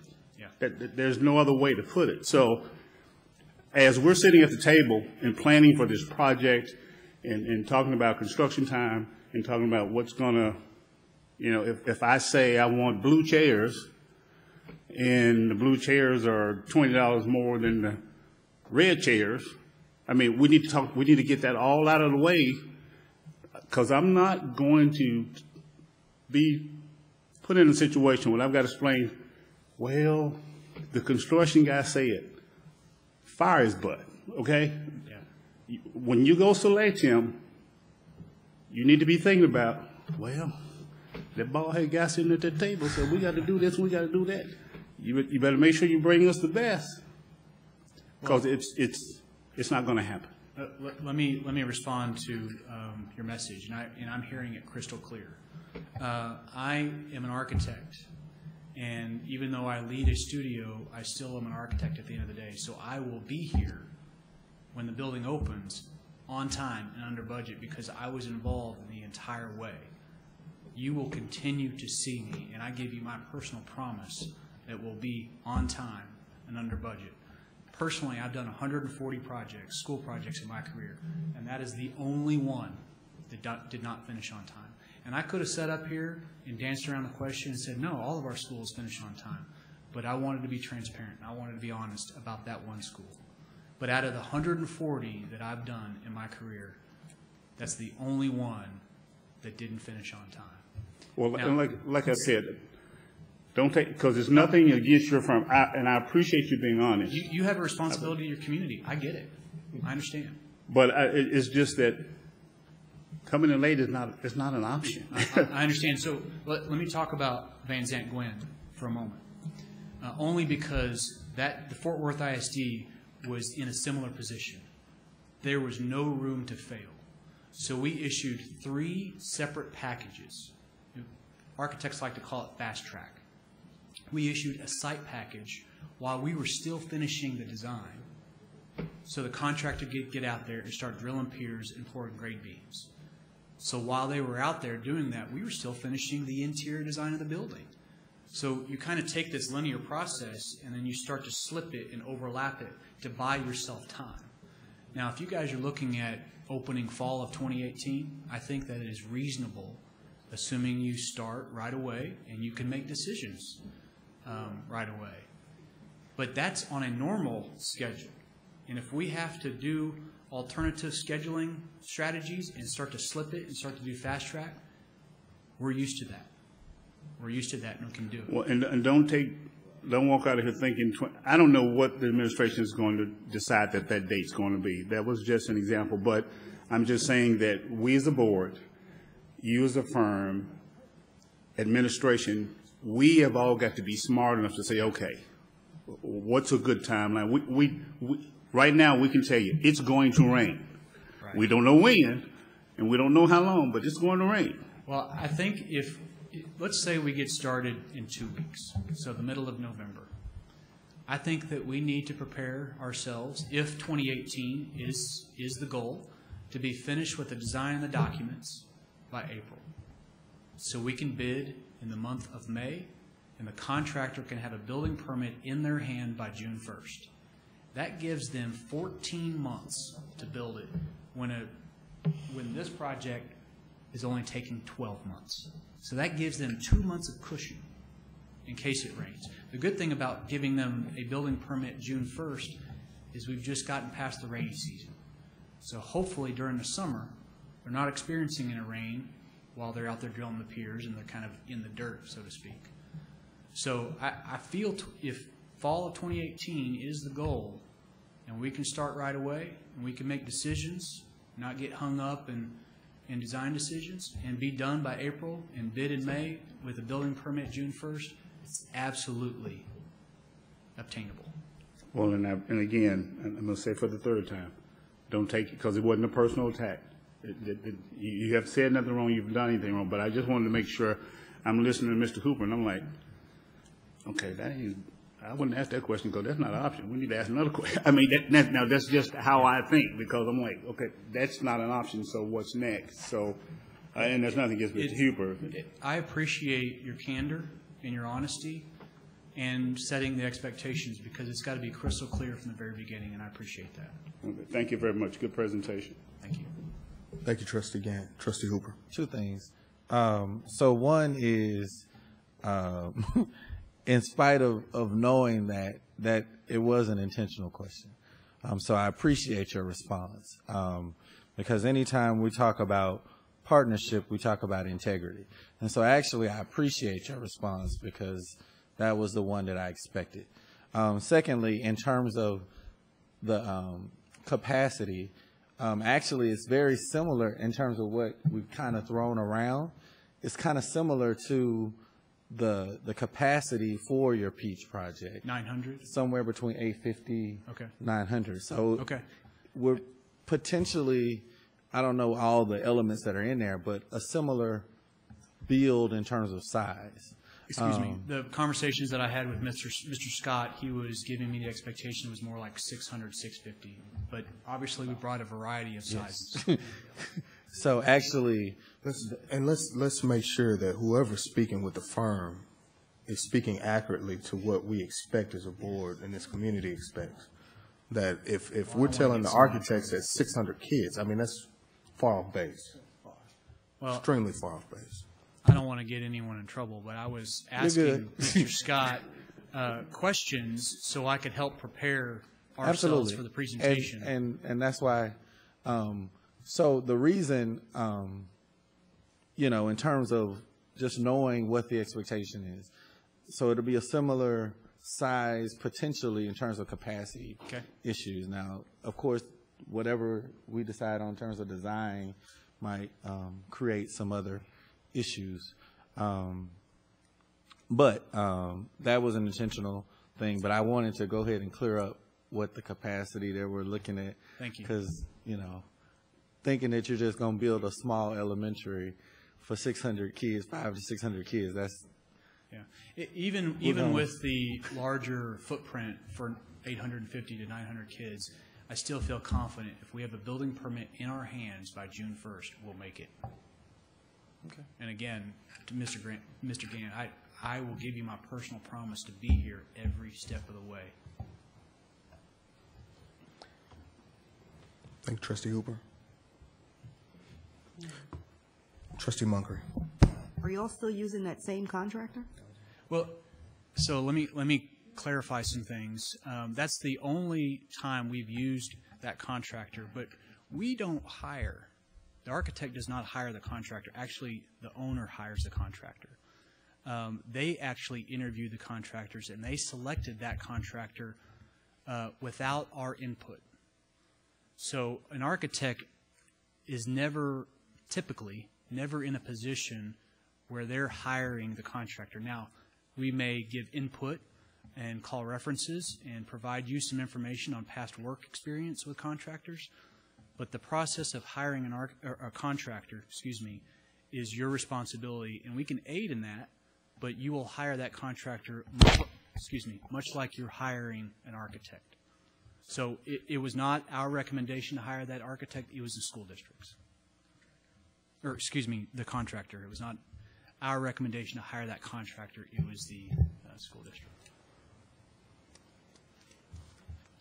So one of the things, when we had the construction boom recently in years past, talking about highways and infrastructure, the paint that they use has a reflective base in it, the highway striping. Part of that, if memory serves me correct, there were 4 in the country that produced this paint for all of the highway construction projects in the United States. When the recession hit, obviously construction slowed. And only 3 survived that. And so you had, if you all can recall, they went to a lot of the buttons as opposed to the paint, because they had no access to it because all of the companies, 3 of them, of the 4, had gone under. And so it is, when you hear the questions and concerns about this, the contractor doing the work, it is of grave importance to us that we as a board not only take those recommendations seriously, but that you guys take it serious, that if we're listening to you, if we're taking your judgment, we don't want someone coming off the bench, right, who has little experience or does not have the financial backing to support the project long term. And I'm sure I'm preaching to the choir. Yeah. But just to make that point very clear, as the discussion and dialogue here, while we fully understand that we would be the ones selecting the contractor, we definitely want a list of recommendations, not only based on what they've done, but your working relationship with them as well. Absolutely.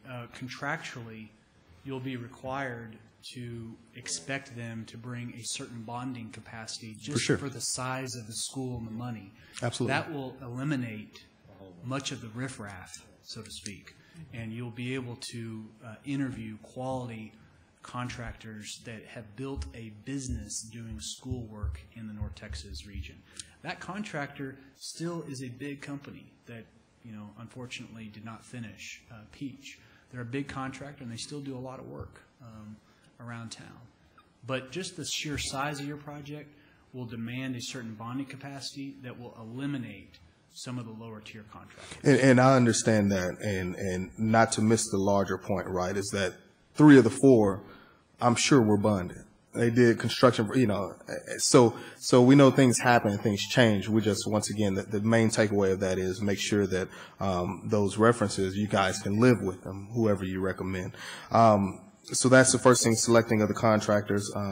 Site managers, I assume you'll be on site every day. Who will be on site? I will not be on site every day, but Daniel Day, he's that senior project architect, 20 years of experience. In the introductions, I mentioned he's the concept through construction guy. So he will be full-time on the project. And if we need to visit the site every single day, we'll visit the site every single day. That's a little unusual for an architect to be on site every single day of construction, but if that's what it takes, that's what we'll do. Very well. How many projects do you guys have slated for this year and next? I'm glad you asked that question, because we were sitting in the hallway kind of lamenting that we've slowed down a little bit. We've gotten some big projects open and finished for school, and some big projects that are just now starting construction. So we've got a lot of capacity in our studio right now. So we don't have a ton of work coming up for the holidays and into the new year. So I do think that we could put a fair amount of staff on this project and hit the ground running right away. So you never want to tell people you're a little slow, but we've gotten some big projects finished, and we're hungry. Yeah, very well. And then once again, administration, let's get a list of projects completed 10 years and older from this group. And then lastly, you talk about the changing geology of North Texas, specific to fracking and things of that nature. We on the southern sector are kind of insulated to that. How is you guys' capacity for buildings that are, and I don't want to say up to code, because we know that we are on the short end of the stick being here in Texas, right? But have you guys planned for that, vision for that? As Trustee Gann has mentioned, we want this to be the best school you ever built.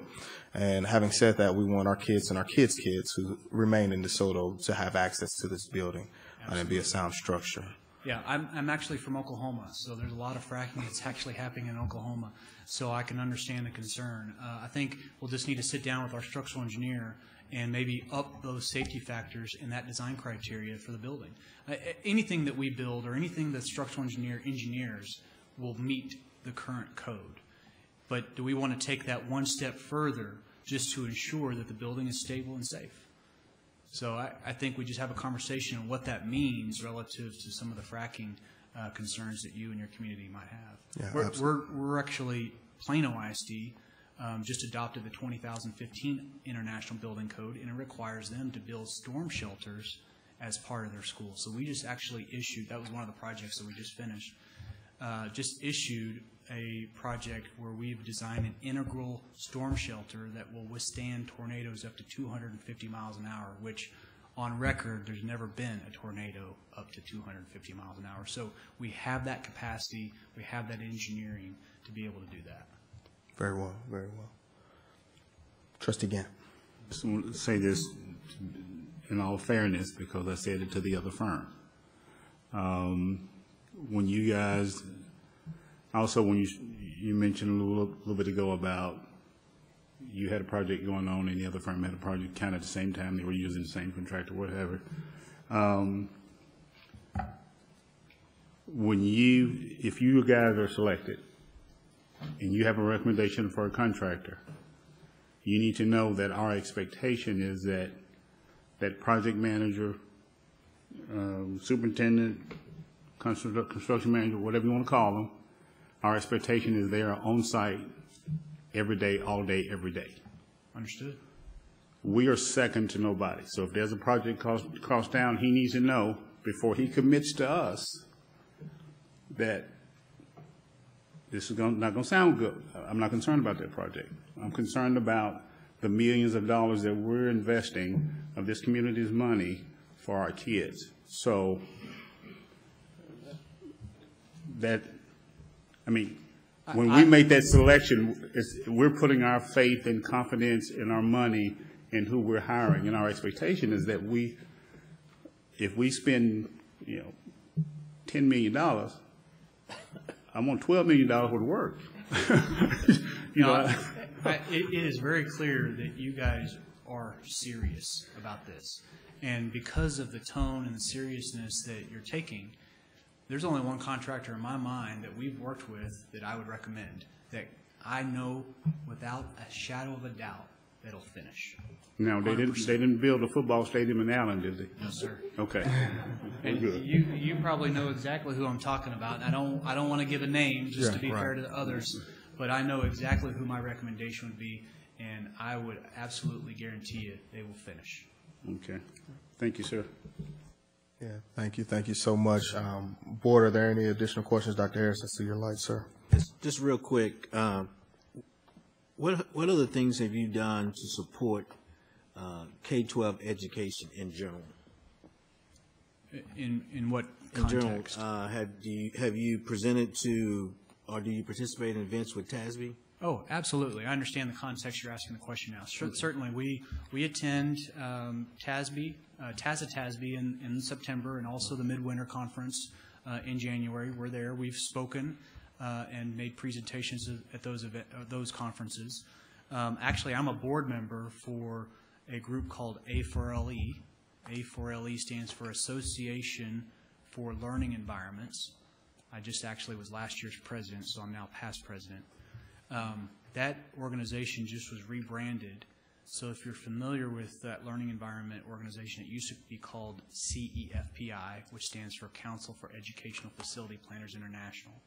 So there's some curriculum people that are a part of that organization, but it's mainly made up of architects, contractors, consultants, and facility directors and business and operation managers for school districts. Daniel and I actually just presented at the Southern Region Conference in Houston last April. One of the big projects that we just finished is a new school for Lamar High School for Houston ISD. Hadn't started construction yet, but we co-presented with Dr. McSwain, which is the principal, at that Southern Region Conference. And I believe, if my math is not mistaken, I have presented every year for the last 9 years on innovative planning ideas part of that organization. Also attend the TASBO conferences in February. And then we certainly try to support the districts that we're working with and their education foundations and their education galas every single year. So very familiar with the organizations, the TASBO, the TASB, and the Midwinter Conference, and spoken at those. But also the A4LE conference. What about Region 10? I have not spoken at any Region 10 events or conferences. I'd be happy to, but Region 10 and Region 11, I have not had any sort of involvement specific to those two regions in their organization. Okay. All right. All right, thank you, Dr. Harris. Oh, sorry, what? Trustee Moncrief. The interior design person? Is Yes. that you? It's Leisha Mavros, which is the young lady that's unfortunately sick tonight with a sick toddler. Is that, you know, the stuff that you showed us with the movable walls and that kind of stuff? I'm literally thinking the interior Yes. of the building. Is that the kind of stuff that she's? Well, the movable Or are we walls, talking about just decoration? it would be a collaboration with Leisha and the rest of the team as far as what walls move and how the dynamics of all that. Leisha's role would primarily be finish selection, color selection, lighting, looking at the lighting, some of the more public spaces, and then certainly would be collaborating with Cheryl because she would be the one responsible for selecting the furniture that goes into those spaces, which I think might be the most critical piece because the furniture really changes the behavior of how you're using those spaces. So it's a team effort. Everyone has a certain role on the team. Cheryl would be in charge of the furniture selections. Leisha would be in charge of the lighting and the material and the finish selections, and that would certainly be a collaborative effort with myself, Mike, and Daniel as well. Okay. And that conversation, like Daniel mentioned in our process section, would happen with you as well. I want to just reiterate one more point, that all of these are custom from scratch, custom-built design solutions. We don't repurpose, recycle old designs. So I think that that's where that process is so important to have in that collaborative process with you guys, because we're building something custom-built from scratch from a blank piece of paper. I'm sorry. Dr. Harris and then Trustee. Mr. Glenn, you have how many years of experience with 20. 20? Mike? 15. 15. Daniel? Yes, I know I'm looking at 20 as well. Wow. So y'all have stability in the firm.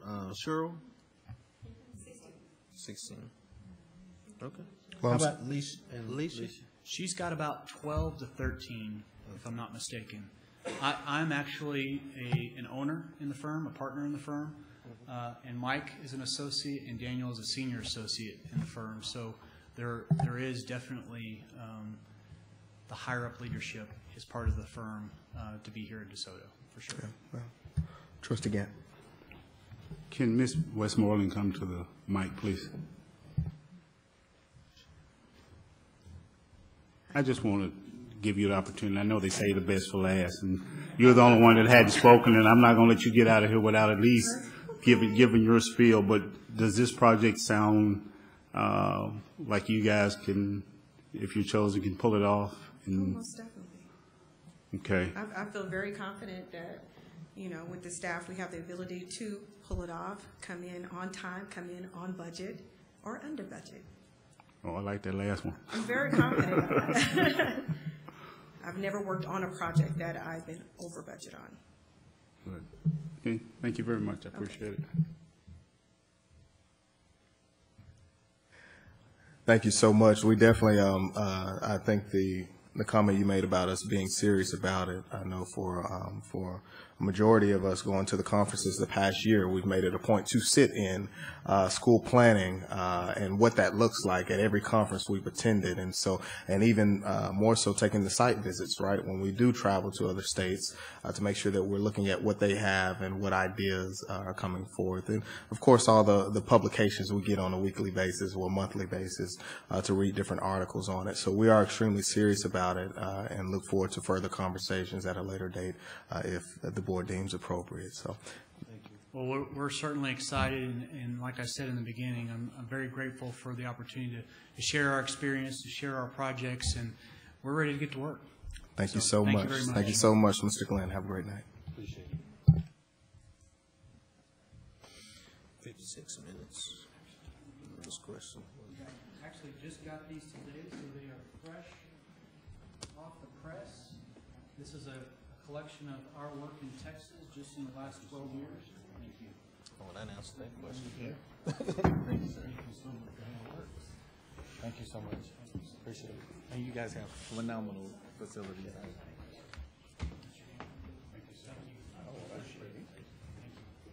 Oh, that's Zane. sorry. And then they, yeah. Imagine that on belt line. Oh, Jesus.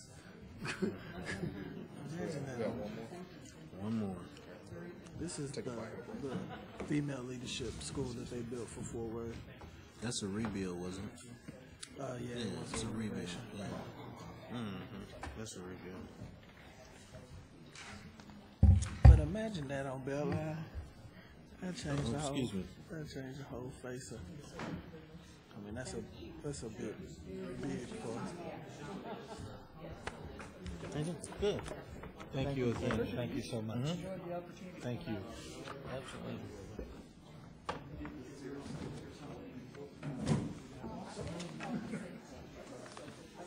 At 6:40, I'm gonna have to sit down.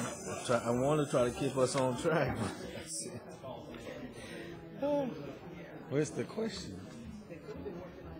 Yeah, but we probably should have okay, you get a question, you get a question, you get a question.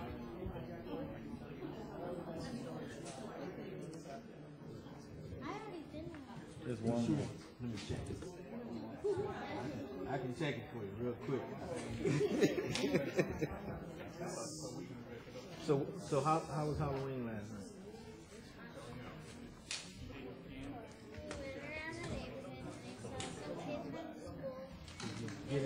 Get some good candy. What was your favorite candy?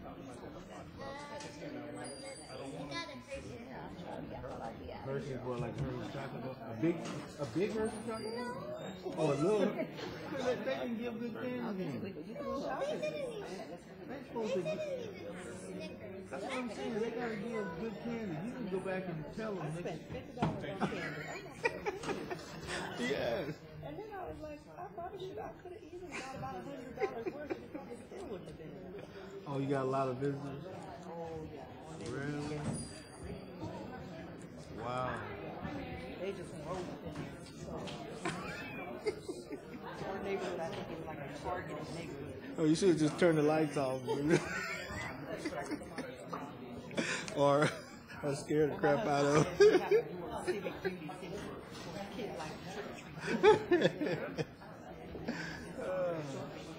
How you doing, man? Good to see you, man. Absolutely. Like a homework hour.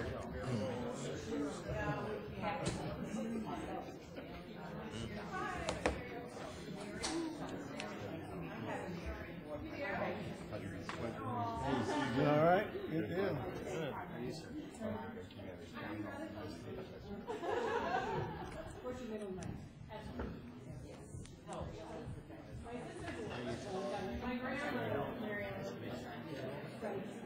How you doing, sir? David Harris. Nice to meet you. All right.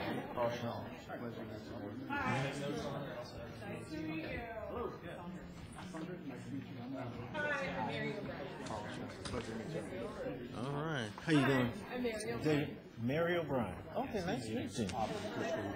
Oh, good. I am doing fine. How are you, sir? Good. I'm doing great. Good to see you. How are you, sir? Good.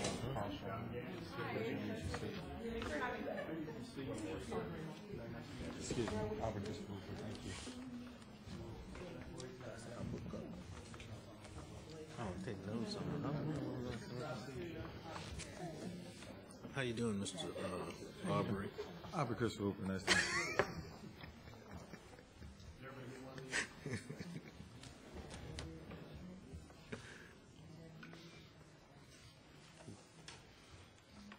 See.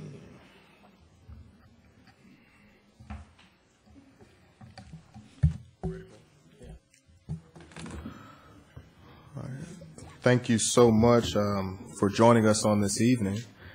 We will go ahead and the floor is yours. Whoever would like to lead the presentation, just step to the microphone and please begin.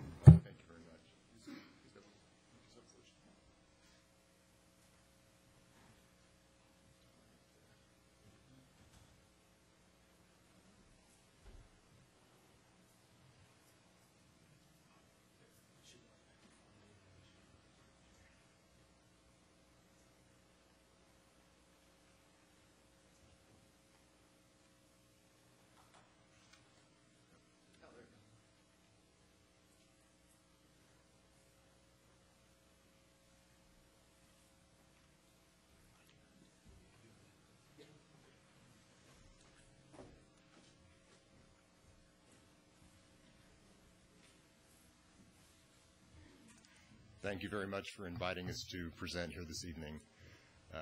Our little delay with the technology will be ironic in a minute, but you can wait for that.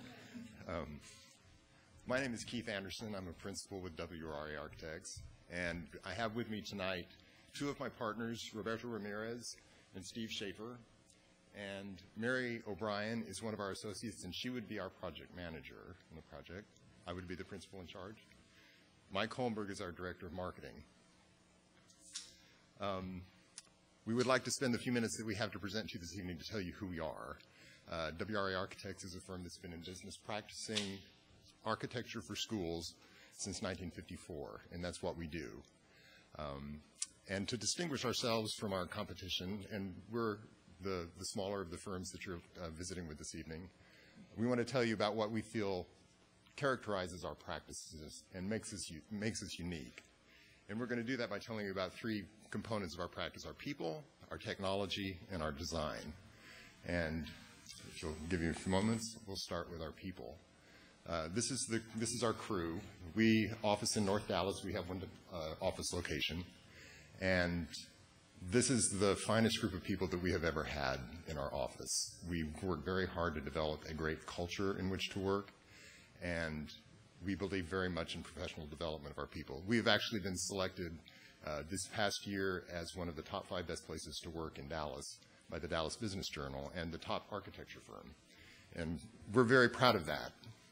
And we work really hard to make sure that these people have a good place to work. I'd call your attention to the seals that you see up against several of the photographs. Those are the people in our office who are registered architects. And for a firm any larger than 2 to have that percentage of registered architects is quite unique.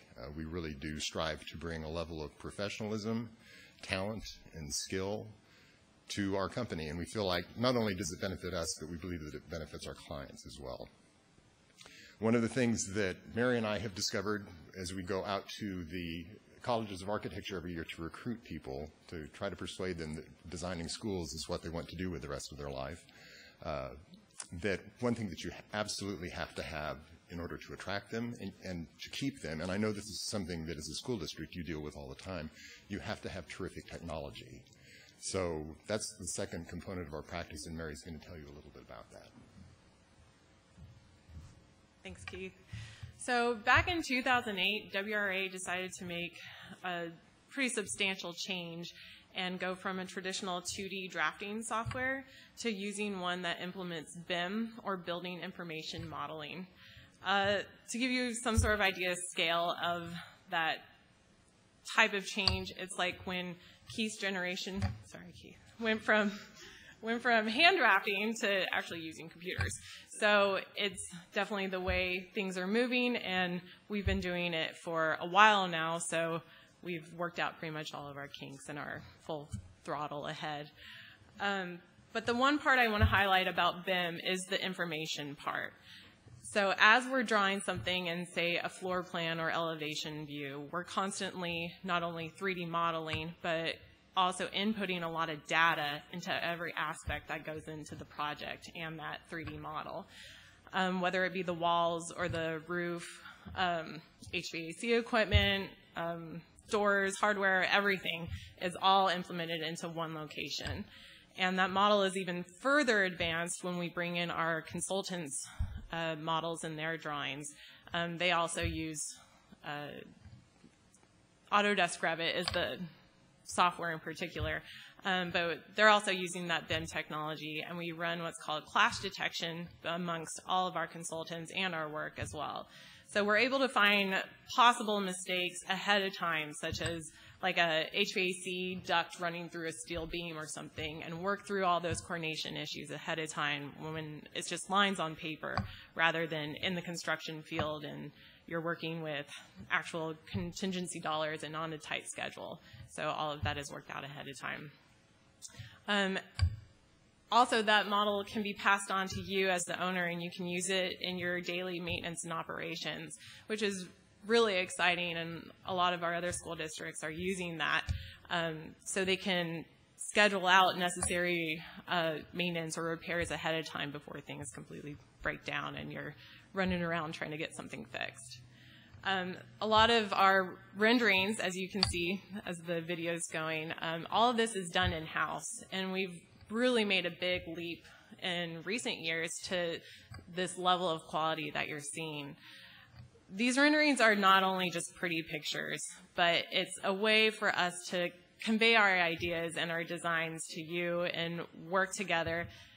We understand that not everybody went to architecture school and can read blueprints or floor plans to the same level as we might be able to understand. So it's really getting a sense for what that space feels like and what it can be, rather than just hope your imaginations get it right, really. So it's a constant collaboration and working together so that everybody is on the same page and no questions or surprises later on. So if it wasn't for these software tools, if it wasn't for the design that's being brought to life through those tools, we wouldn't have such great architecture as we're very proud to have. So Robert is actually going to talk a little bit about some of our design philosophies. Thank you, Mary. So we recognize that students don't all learn in the same way. The way they learn is, whether it's verbal or visual, that changes by student, and also even changes throughout the day depending on how they may feel or what they may be studying. So we as school designers try and accommodate that within the building by way of doing several things, which I'll show you here in a second. But the first thing that we do is by providing ample daylight, natural daylight, and make sure that that is even daylight throughout the building, and not just in the classroom, but throughout the library and all the other areas in the building, so that the visual learners, the kids that need to have the bright daylight or the stimulation, are able to do that and don't have any dark corners and that kind of thing. The other thing is that we do is that we try and take advantage of the building as a learning tool, because we know that it's a large investment for the school district, and so we try and take advantage of as much of the surface as we can. And in these examples, we have taken some graphics and put those on the walls, and made some infographics on the floor as well, even as far as putting a window into the mechanical room, so that those students that just need to know how a building works, what it looks like behind the curtain, what makes it tick, can have a view into that. And this is a geothermal pump system, so that they can see those pieces. So by the same token, the larger spaces are also studied and primarily for, in these large spaces, you're going to have a lot of acoustical challenges. They're going to be loud, they're going to be noisy, and especially in the gymnasium where you're trying to instruct kids, they need to be able to hear. And so we treat the walls and we treat the ceilings to a point where it's not a hindrance to be able to hear somebody. And by the same token, that those spaces in this particular example in Midland, the cafeteria and the gymnasium are next to each other, and they have an overhead door that can open up so that the building essentially gets out of the way, so you have overflow space from one space into another. And by the same token, we've taken that idea and applied it to the classrooms. And so we have a classroom with shared collaboration space right directly outside. The overhead doors are glass doors, but they also roll up so that you have the flow of students. And so you have also a possibility for social learners. They got the students that need to have the interactive with other classes. And so this is, again, a shared space so that you have a mixture of the students. And then you also have the other students that need to have more individual attention or are more solitary learners, and those can be, the teacher can take them back into the classroom, so you have a little more one-on-one time with them as well. And as you can see here, also the furniture starts to shape the use of how the space is used. So that, again, is a major part of that. At the same way that the classroom flows out of that classroom into the collaboration area, we also try and implement as much outdoor learning as we can. And that, of course, in order to be useful, has to be secure.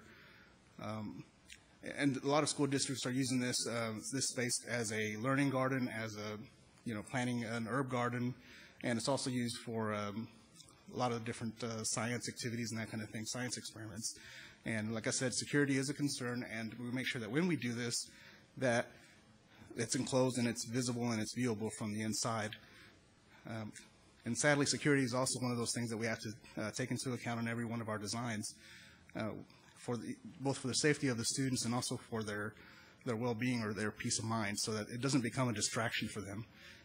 And likewise for the teacher, it doesn't become a distraction for them, so they can focus on what their daily activity is teaching the students. We try and control that through a security vestibule, and this is an example of what this is here, so that they come in and check in at the front desk before they're let out into the main corridor.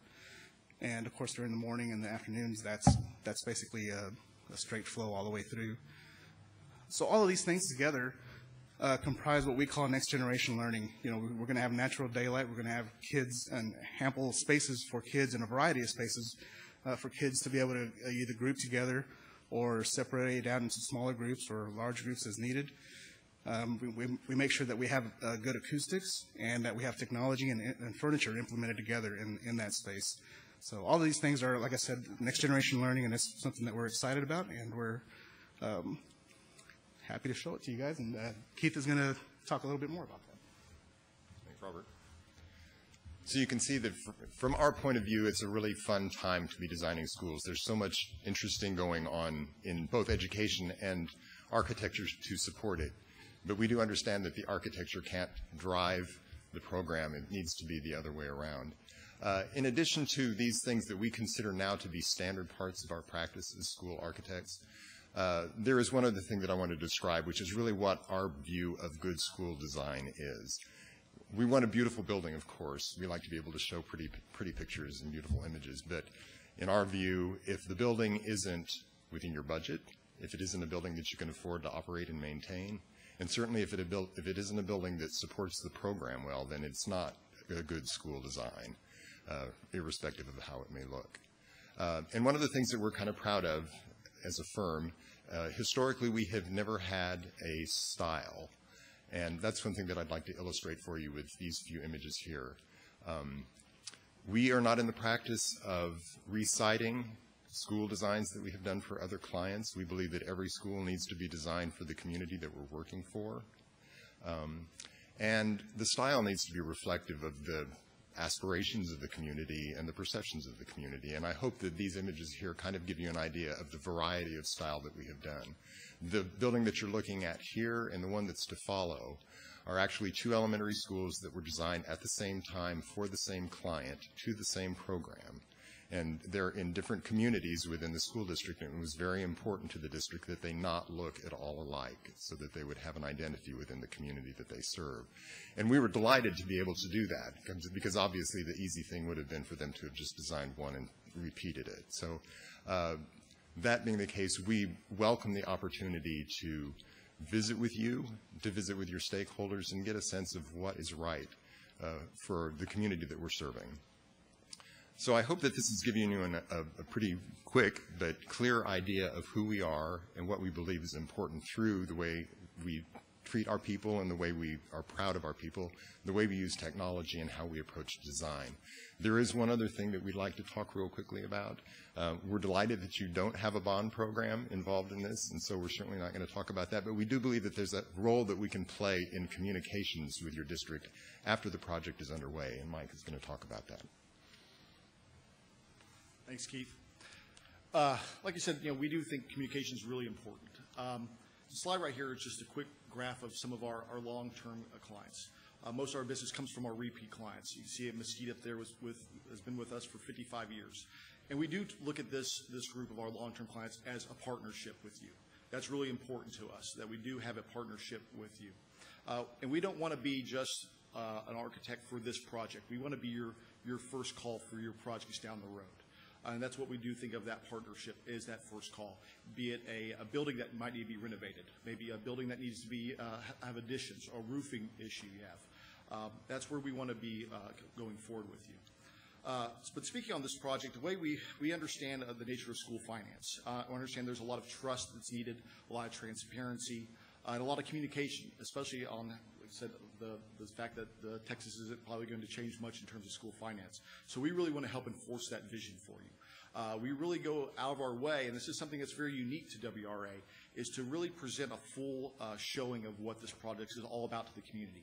not only helping with the design, bringing stakeholders and people from the community to help with the design and showing renderings and those pieces before it, but after the project starts, doing a groundbreaking ceremony, updating the public, showing them that this was a good use of their money. Being transparent, being open is exactly what the public needs at this time when school finance is such a critical issue.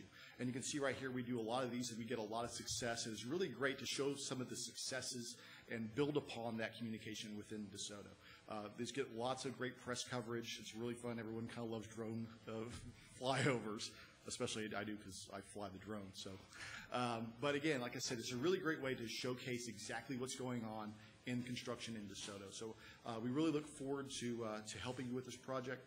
I always want to end off as our kind of resident sales guy. I want your business. I want you to have that partnership with you, have that long-term partnership with you. So I never like to leave a room without saying we really do treat you as a priority, and we're really excited to work with you. And with that, we'll open it up to some questions. Thank you so much for that. Board will entertain any questions if there be any at this time. Trustee Moncrief. I noticed that you led, good presentation, by the way. I noticed that you led your presentation by saying that you were the smallest firm that we will hear from tonight. Why did you feel that was important to let us know that? I believe that it's a reflection of how important this project is to us. Mm-hmm.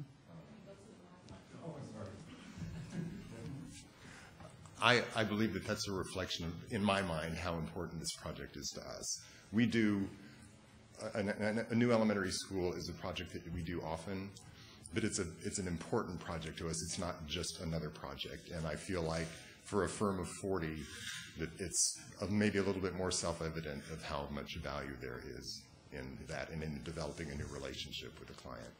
Okay. In terms of the value added from a firm your size, what do you think you bring to the table? Because you're smaller, are you telling us then that is it more attention to detail? What are some examples of things that you think you bring to the table because of your size? Well, I think one of the things that we bring to the table is illustrated tonight that there are 3 of our 5 principals here in this interview. 3 of the 5 owners of our firm are here. Okay. And you will have that kind of access to the ownership in our firm. This isn't the last time you would see me by any means. Thank you, Trustee Moncrief. Trustee Gant. Just some questions, just to, again, being fair to the other firms and use some of the same questions I asked them. Sure, so, sure. Our expectation is that whoever we select, that this project is going to come in on time and under budget. That's our expectation. Yes, certainly. I wouldn't expect anything else. Coming in late and coming in over budget, that's not an option. It's not open for discussion. That's so. And I say that because as we venture into the project right now, if there's something that's there that you think that is going to take longer or it's going to be more difficult or whatever the case may be, when we start talking about the weather and, put that on the table when we start talking about the project. I don't want you to come to me 6 months later or 12 months later, oh, by the way, because I don't speak that language. It's tell me now, if the example I used before is, if the administration says we're looking for this project in the fall of 2018, and you don't think that that time frame can be met, tell me now, and let's talk about some of the obstacles or hurdles that may be in place, so we can get that worked out now. Because it may be something that we're not aware of, and it may take another year. Okay, let's talk about it now. But I don't want you to come to me in the spring of 2018 and say it don't look like we're going to make it, because somebody better turn into Bewitch or somebody, because that's not going to be a good conversation.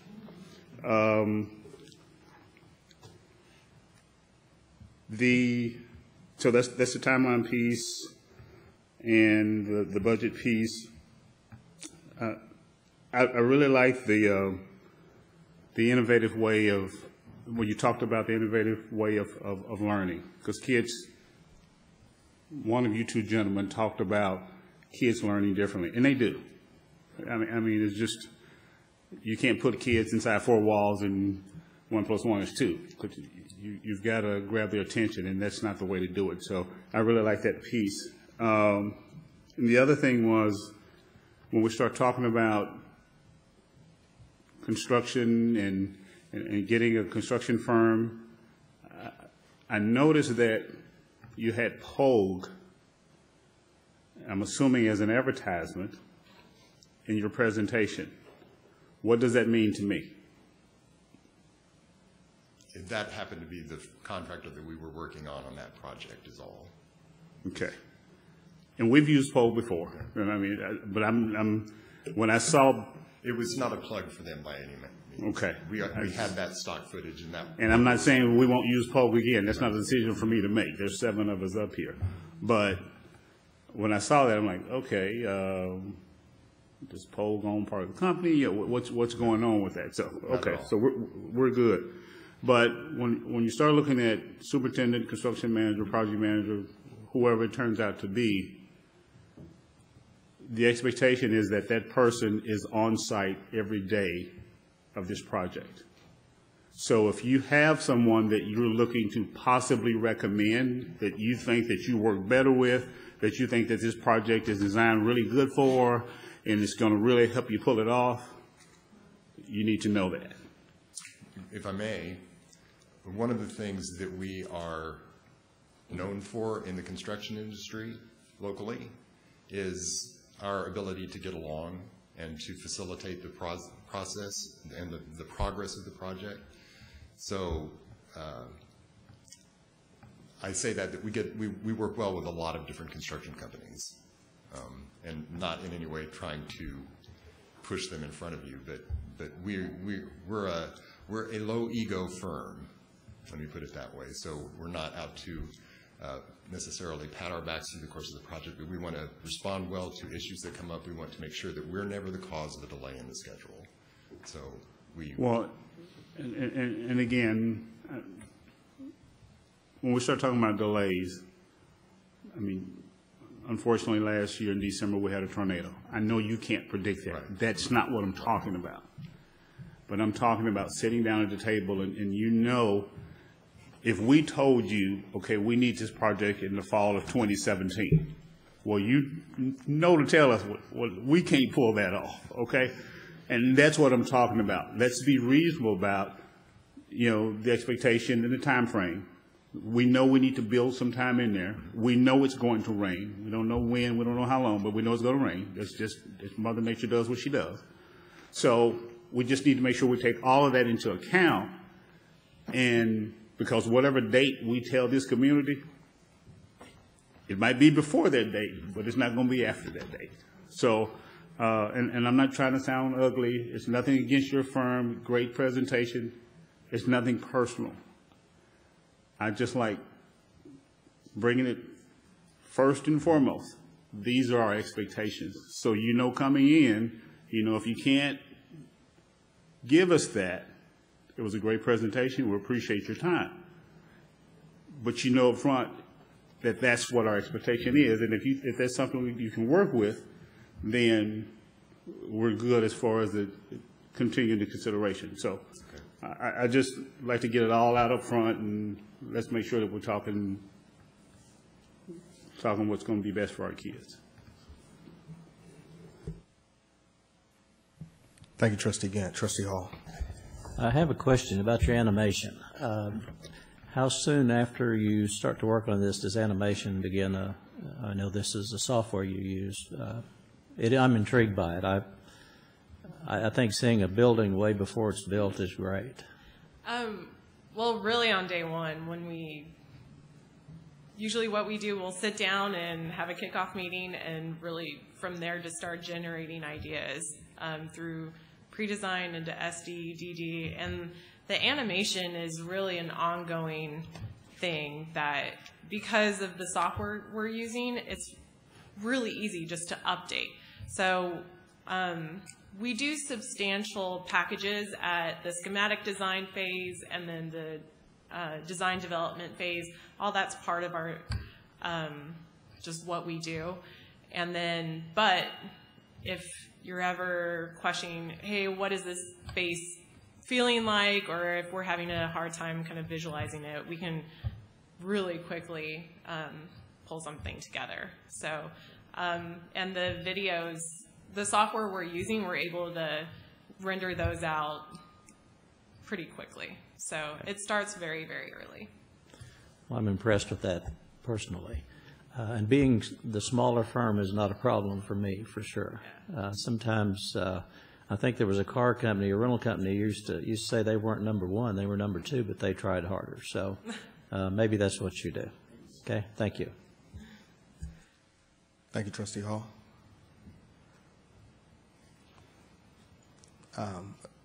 Yes, sir, Mr. LaBoy. I just had a question. It's okay? Yeah, yes, sir. Oh, okay, thank you.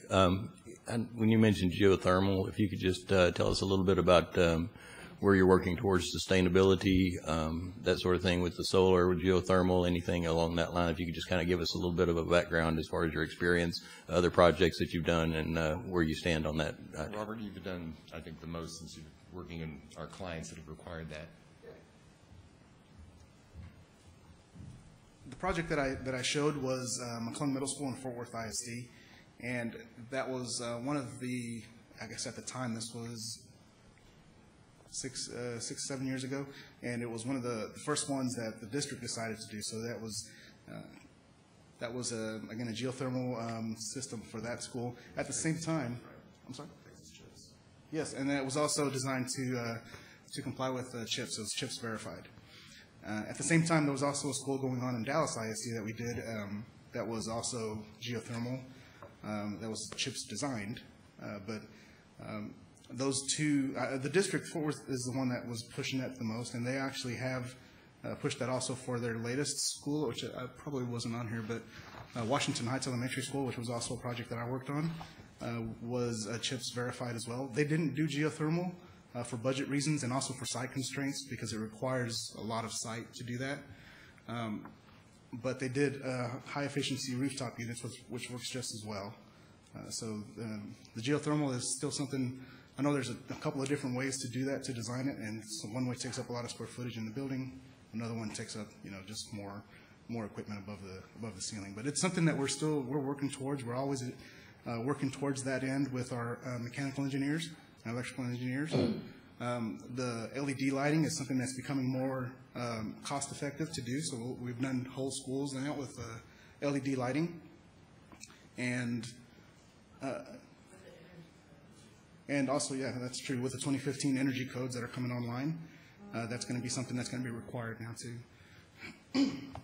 Something else that just, as you can see, a lot of this is driven by our particular clients, but we believe very strongly in the low-hanging fruit of sustainability, and one of those is orienting the building properly so that we get north light and controllable southern light, just like we had to do before we had air conditioning. That's such a basic thing to do, and we always try to orient the building that way if we can, and so that we do get that good natural light that Robert was talking about.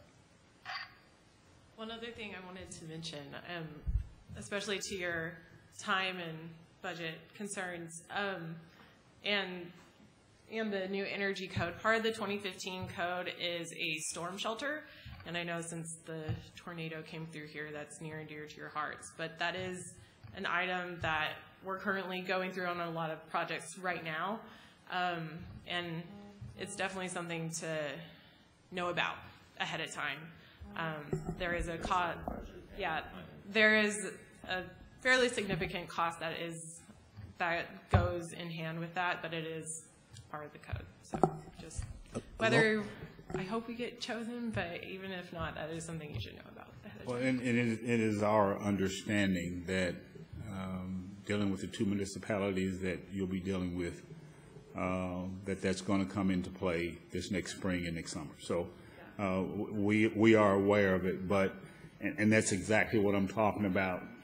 We're aware of it, but I don't build storm shelters. So if that's something, when administration decides what date that they're looking at, If that's something that you think you need more time, that's the time to tell us, that it may be a factor.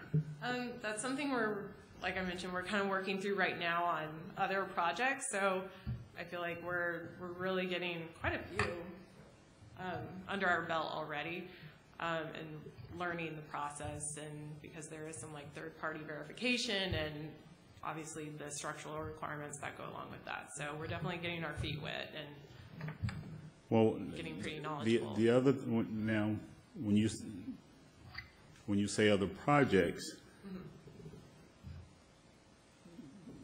to us there's no other project. I understand. So, I understand. I'm just trying to say you all wouldn't be a guinea pig or the first, like, okay, here comes DeSoto, we don't know what we're doing.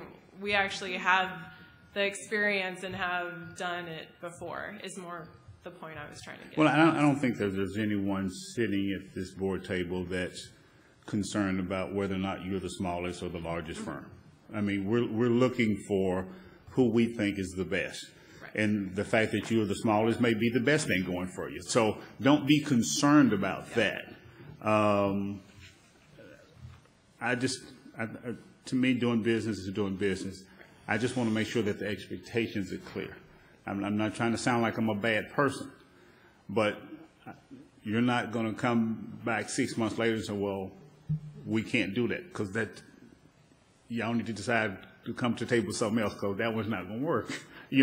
So the part about the storm shelter is very good. Tell us now if you think that's something that may be a huge factor, because, that's something that we've never built one. Right. So it may be something that's a key factor that we haven't, that we need to consider. So, and that's all I'm saying. Let's talk business, and we all got the same common goal in mind. You want the business, we want the best firm. If we determine that you're the best firm, then be honest, straightforward. That's the only way to be, because we're making decisions with taxpayers' money, and they have faith and confidence that we're going to do the right thing. And if we're not all being honest with each other, I would much rather tell this community that it's going to be a year later than to tell them it's going to be, and oh, by the way, now it's not, that's just not a good thing. So let's be straight up, forward and honest, and let's talk business to business and straight eye to straight eye, and just make sure that the project is right, because we want the best. We don't want the second best. We want your best contractor. We want the best that you have.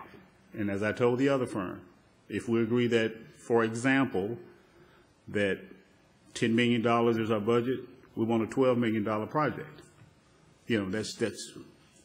That's what we want. So let's sit down at the table and let's start talking about that. And if you guys are chosen, let's make sure that when we leave that table, everybody's happy with the outcome. Thank you, Trustee Gant. Trustee Moncrief. And this is purely a question of aesthetics. I noticed that from your presentation video that I'm looking at, most of your buildings seem to look more traditional. Is that like a niche thing for you, or have you done like more, some of the other firms presented maybe like a hill country style or more of a modern style? Do you do things like that, or? We do. Okay. It's probably the luck of the draw of what's been compiled here that we have the footage of, but no, we have quite a broad range. Okay. And I would say as many contemporary as we do traditional. Okay. Thank you, Trustee Moncrief. So one we're careful to make sure we ask the same questions to every firm. So I'll get to mine in a second. One of the things that you said that kind of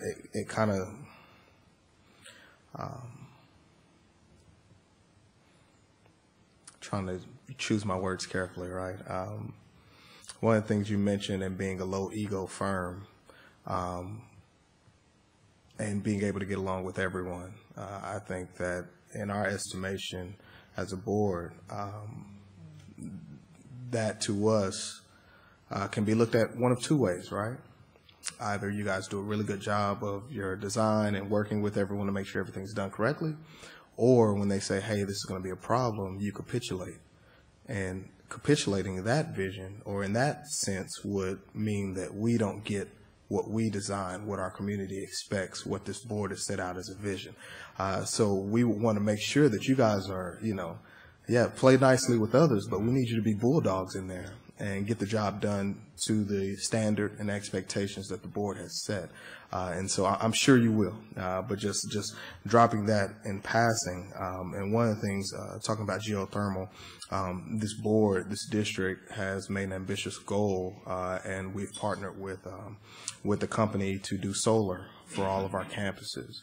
And so it's just and I'm making an assumption when I say this board that we would expect some type of energy efficient building, whether that be through solar or other mediums, right? So experience with that, maybe you can speak to that, some projects that you have going that would incorporate solar and things of that nature. We do not have projects that have incorporated solar other than on a demonstration level. Okay. And maybe just for demonstration level as far as just presenting it to the district and they said yeah or nay? So that as a part of the learning tool, the children in the school can see a demonstration project of solar, but it's not a meaningful component to the energy savings in the building. Okay, gotcha. So no net zero schools or anything of that nature. Okay. And then to the other questions, selecting contractors, I'm assuming you guys have a pool of contractors that you'd be able to tap into to recommend based on the project. We do. Is that? And I understand the concern that you expressed. We do play well with others, but we're not weak. But there are good firms that seek out working with us because they know that our drawings are well prepared and complete, and on bid day they don't have to guess about what we meant. So they feel like they're able to compete more. Gotcha. Very well. And Trustee Gant mentioned it, site managers, the expectation of being there every day. Is that something that you guys are able to do? Make sure that someone from your firm is on site every day? If that is the way our contract is written, yes. Okay, very well. How many projects do you guys have going this year or this year and going into next year right now? I should be prepared with an answer to that question. We typically have anywhere between 30 to 50 projects per year. Going forward, usually each project takes anywhere from a year to 3 years, so we'll have somewhere between 50 and 100, I'd say. Particularly next year, if you'd like to know that, trying to do the math, I think we've got 40 projects going, but they're in a variety of stages. I think we've got roughly 20 in design and 20 in construction. Okay, very well. And I'd add, because of the listing of clients that we have, when you work for a district for 10, 15, 20, 50 years, one of those projects may be a track resurfacing. So some of those projects are very small in size, but you do everything. Yeah, for sure. Okay, very well. And then administration, as we've already mentioned with the others as well, let's get a list of their recently completed projects 10 years and older. As well, if you can identify those. And then lastly, we mentioned shelters and things of that nature. You guys are familiar with the fracking going on in Dallas-Fort Worth and now the proliferation of earthquakes here in the region. We know that Texas code is not necessarily the greatest because we're not used to earthquakes. Do you guys have a plan for that, adjusting to that? And if so, what have you guys done typically? It's not something that we have been asked to address by clients previously, but we work with two very good structural engineers who are very conservative and very well versed in dealing with those issues as well as the storm shelter issues. They've become very well educated in it. So we do rely on our outside consultants for that. Okay. Very well. Thank you, sir. Dr. Harris? Just a couple of questions. What have you guys done in supporting K-12 education in general? Just the idea of K-12 education.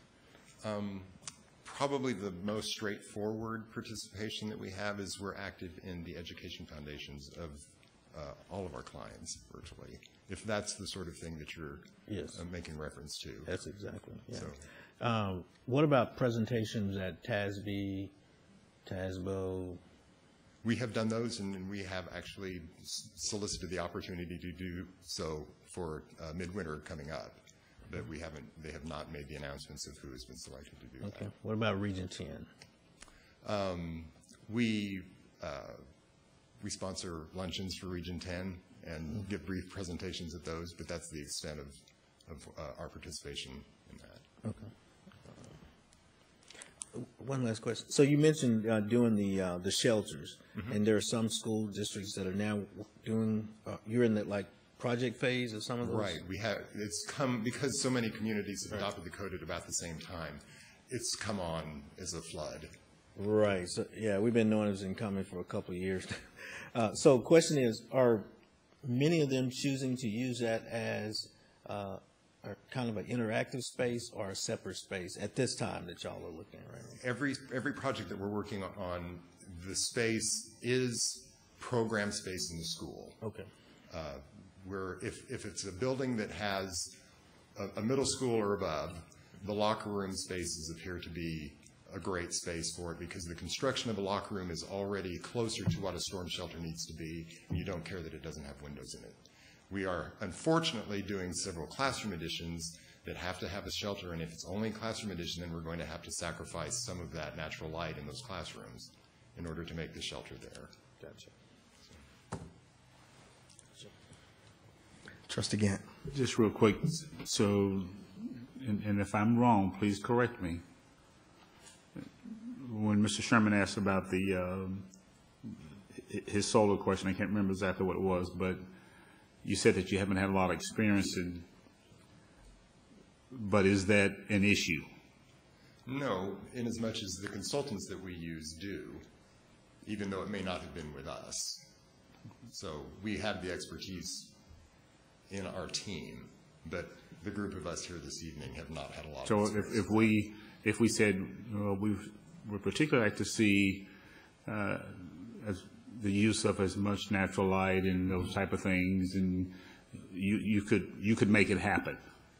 Yeah, actually, I've taken part in one where we went through the design process to put solar panels on a roof, and then got the bids together, and it was over the client's budget, so we elected to not proceed on with it. But you know, we worked through all the design, the location, the engineering of it, but it was just something. The school district tried to add it to the end of a project. There was an opportunity for some grants, and it ended up not working. But we have gone through the design process, just not the construction. Well, as far as you're concerned, the design process is the only process that you really need to be. From the standpoint, from what we're talking about, you being able to design it and draw it, and put the specs in place. But I mean, other than that, you really don't have a lot to do with it other than facilitating and explaining what you submitted. But correct. I just want to make sure that, again, it doesn't matter if you're the smallest or the largest or whatever, even if you haven't done this, what I want to know is, if you're the firm selected, can you make it happen? Oh, absolutely. So, yes. I mean, there's a lot of things I haven't done in life, but that don't mean I'm not smart enough to go get the person that does know how to do it, you know. Right. So, well, I think our philosophy is we know we're not the only ones involved. There's teammates we bring in. We work together. We work with the contractor. We work with consultants, and it's definitely a team approach. So we know, we can't put it all on our backs and do it ourselves, but working together, we can all achieve almost anything. okay. Thank you. There's also a number of us, myself included, that are LEED certified. So I have my LEED AP. So I've gone through all the testing procedures and everything and have that certification behind my name. And many of us at our firm have that as well. So there is a level of knowledge, just maybe a lack of experience. So what I understand what you just told me is you're the lead assistant principal. And my point is, I don't know what you just said. Okay. But I don't know, but I'm smart enough to do some research to find out what you just meant. So, well, and in all honesty, we would love to work with a client like you. A lot of clients want to dip their toe in sustainability, but we'd love to dive headfirst into it with you. I mean, it's something. It's a partnership. It's a team effort again. So it sounds like an ideal project for us to work together on. Thank you, Trustee Gann. Yeah, we know it's costly to do those things, and so one of the things I very much appreciate in what you guys shared in your presentation was realizing the sustainability factor of anything that you design, and also, mirroring that and including with that we're in Texas. And we understand that while we have an $86 million budget this year, next year the legislator might cut it, and we've got to work with $70 million, right? And while we laugh about that, that's very serious. And I'm sure Mr. Laborde over there is excited about every legislative cycle, right, that comes up, because we have to balance the best of both worlds. In that, how do you take advantage of natural sunlight, make sure that your building is aligned with the ideal space and efficiency, but also how do we stay above the cutting edge? The school we expect to last for a while, and our kids and our kids' kids and their kids, right? Hopefully, if you do it well, whoever we select, we'll be able to go and participate in the school and it be a building that will last the test of time, so to speak. And so I think the sentiments of this board are we want the best. We also want something that can be sustained. And as we've gone down this road of solar and everything else, right, we definitely look forward to conversations with whomever we select. And I did want to let you know that I really appreciate that, Michael, you mentioning the budget, as well as your other comments as it relates to a sustainable design and building. Board, are there any further questions, comments for our firm here? All right, seeing and hearing none, thank you so much for taking out your time to be here tonight.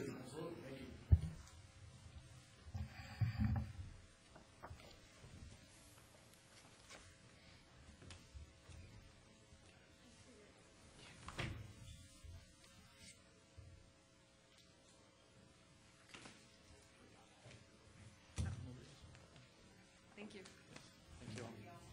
Thanks. Good night. Yeah, it's not necessary. We don't have to go in, because there's no decision going to be made. Mentioned that there were some members of the committee, and if there's anyone, could you introduce them? Okay, so we have Ms. Graves, who's a part of the committee. Ms. Dewberry, who's a part of the committee, and Ms. Williams.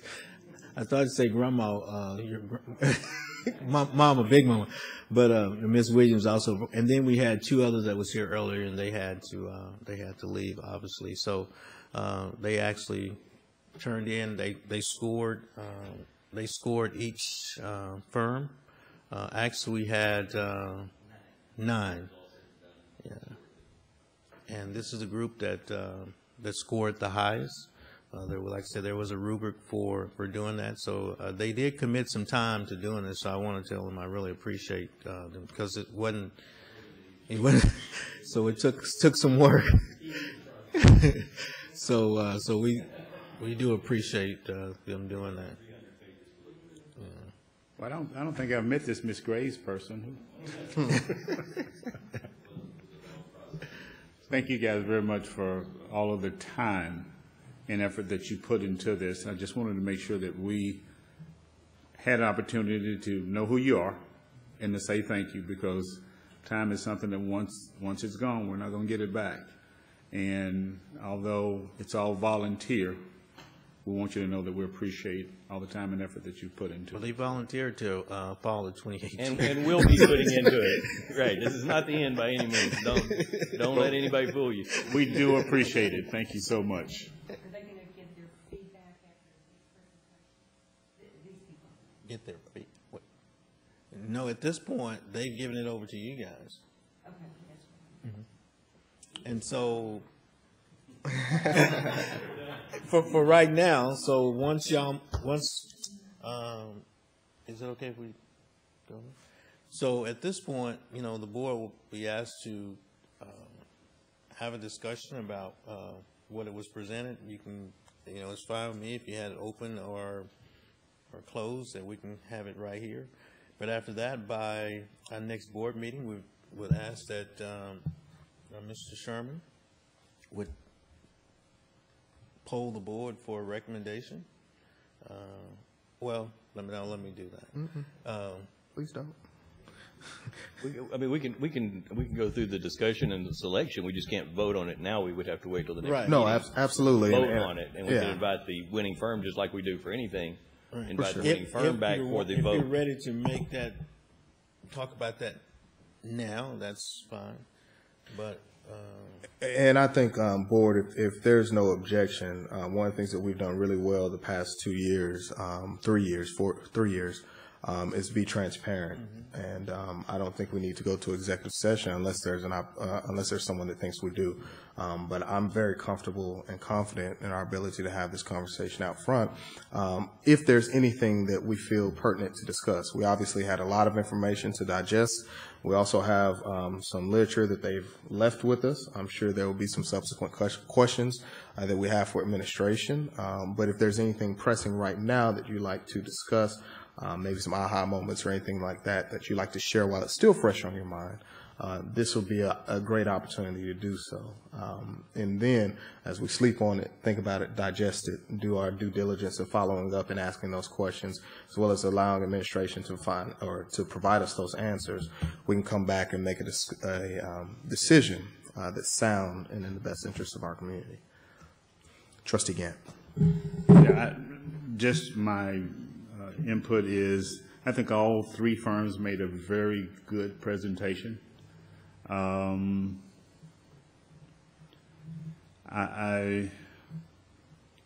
think they're all reputable. I think any one of the three that we have chosen would do a good job for us.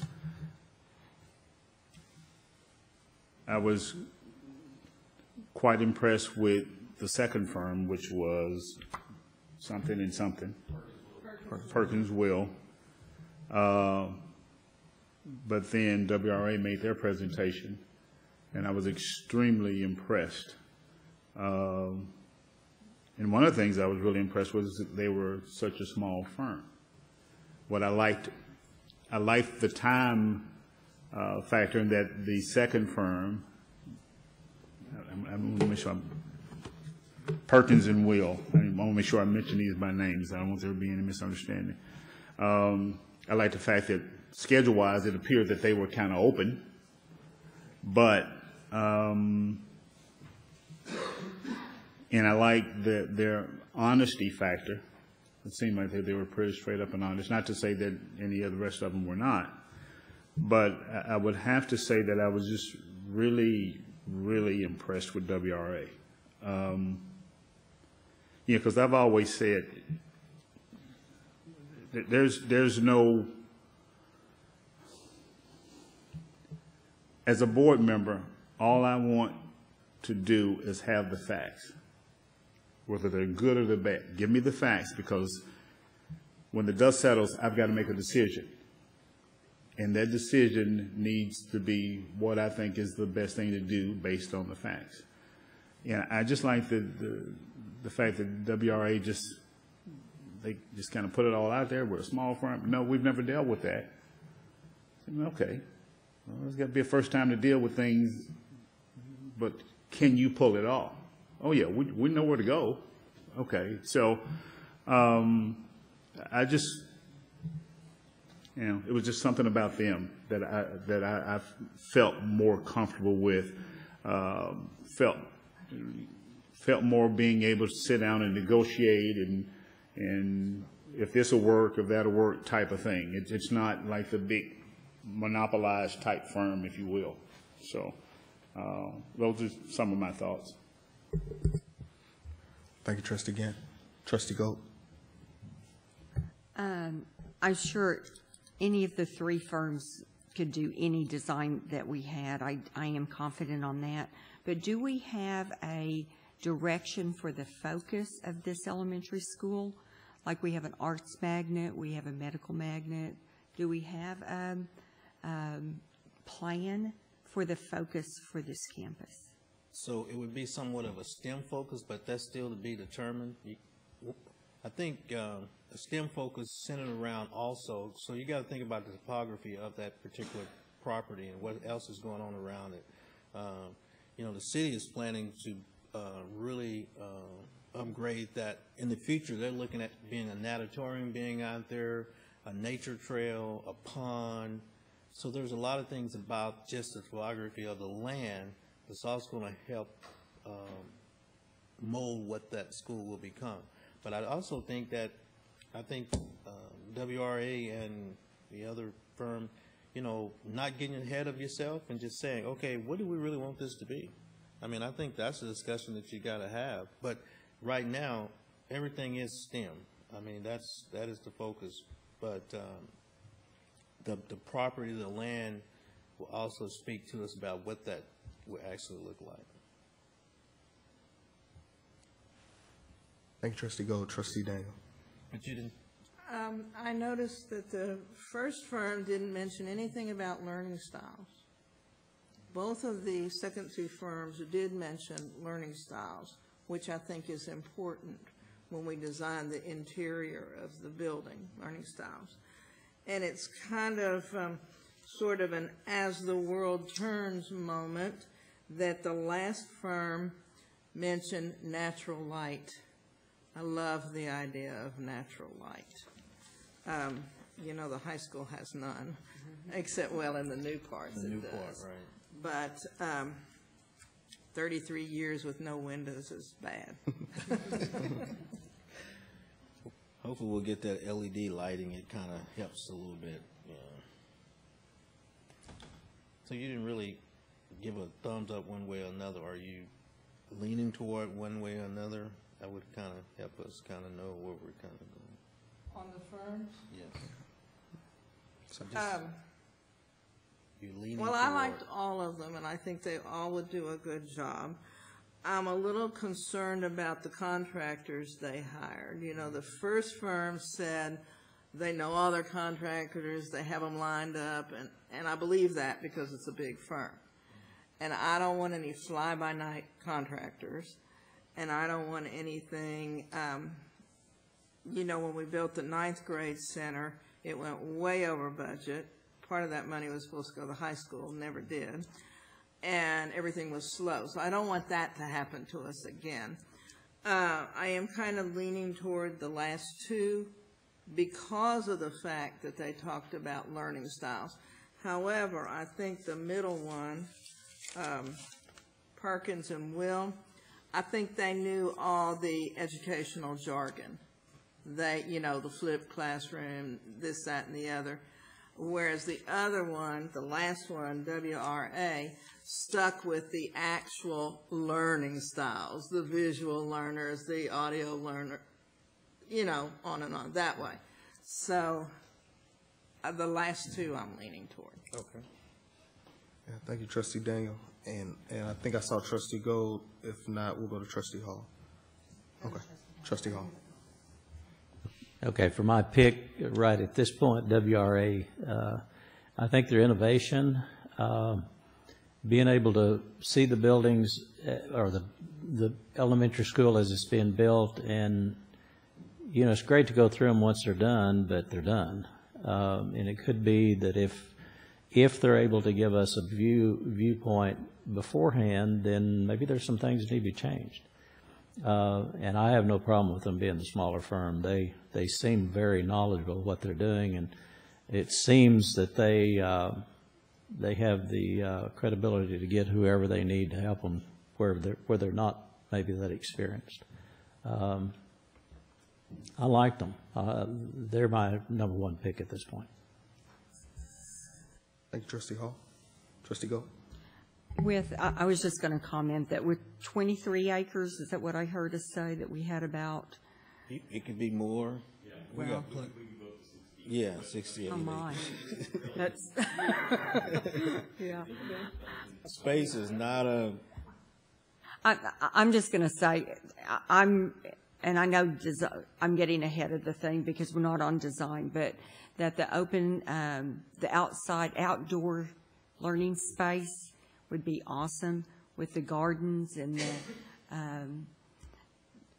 ponds and all of that stuff that you mentioned that the city was thinking, and just utilize that space for the STEM focus and being able to really nature trails, just walks the whole bit. I just think that site is just going to be awesome. I just wanted to make that comment.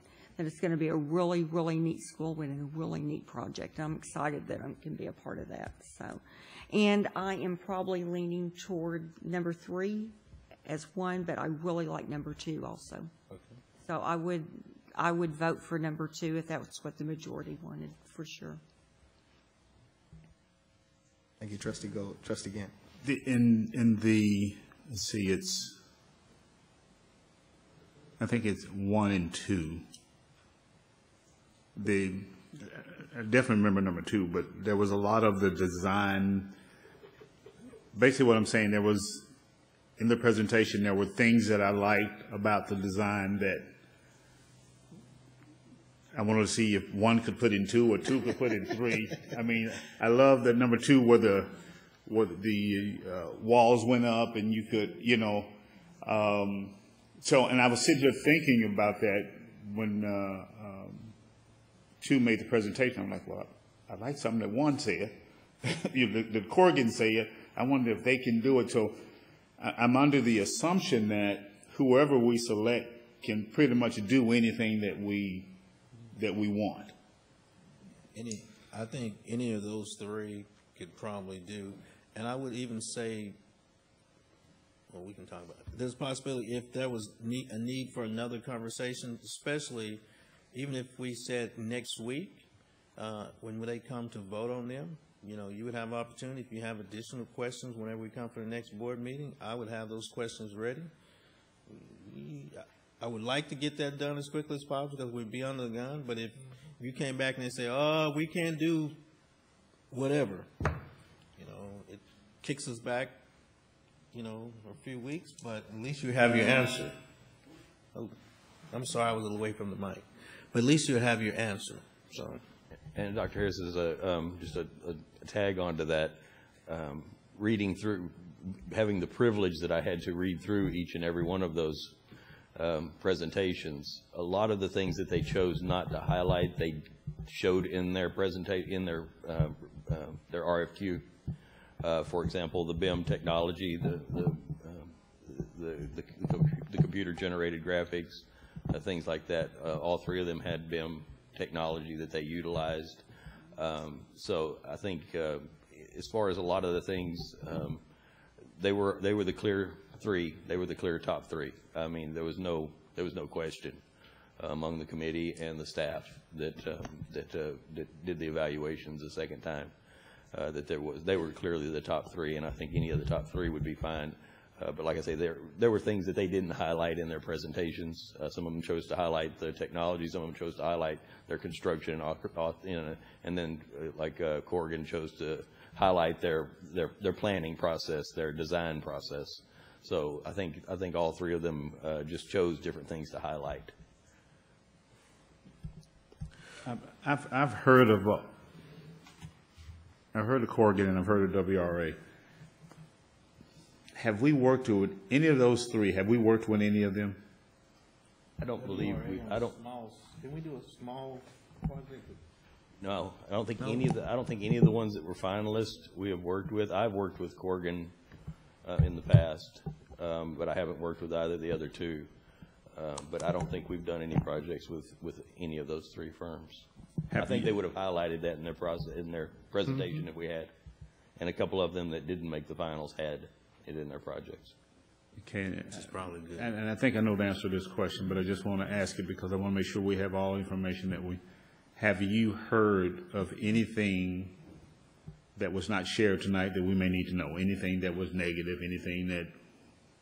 Anything even more positive? Anything that you think we might need to know?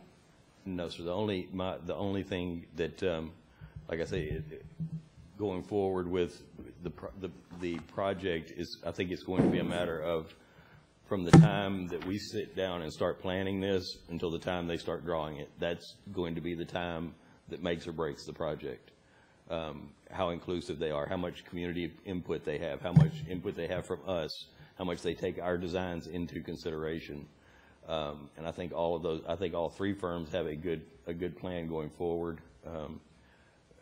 I know Perkins Will was very, very big on that part, the fun part of it, and putting up the stickers and drawing, all the committees drawing it out. I don't know how much WRA was involved in that, or how involved they make it in the design process. I know, once again, I know Corgan has meetings with the community, they have meetings with the staff, they have meetings. So as far as anything negative, I have heard nothing negative about any of those firms. They all have long storied histories in this area. They're all local firms.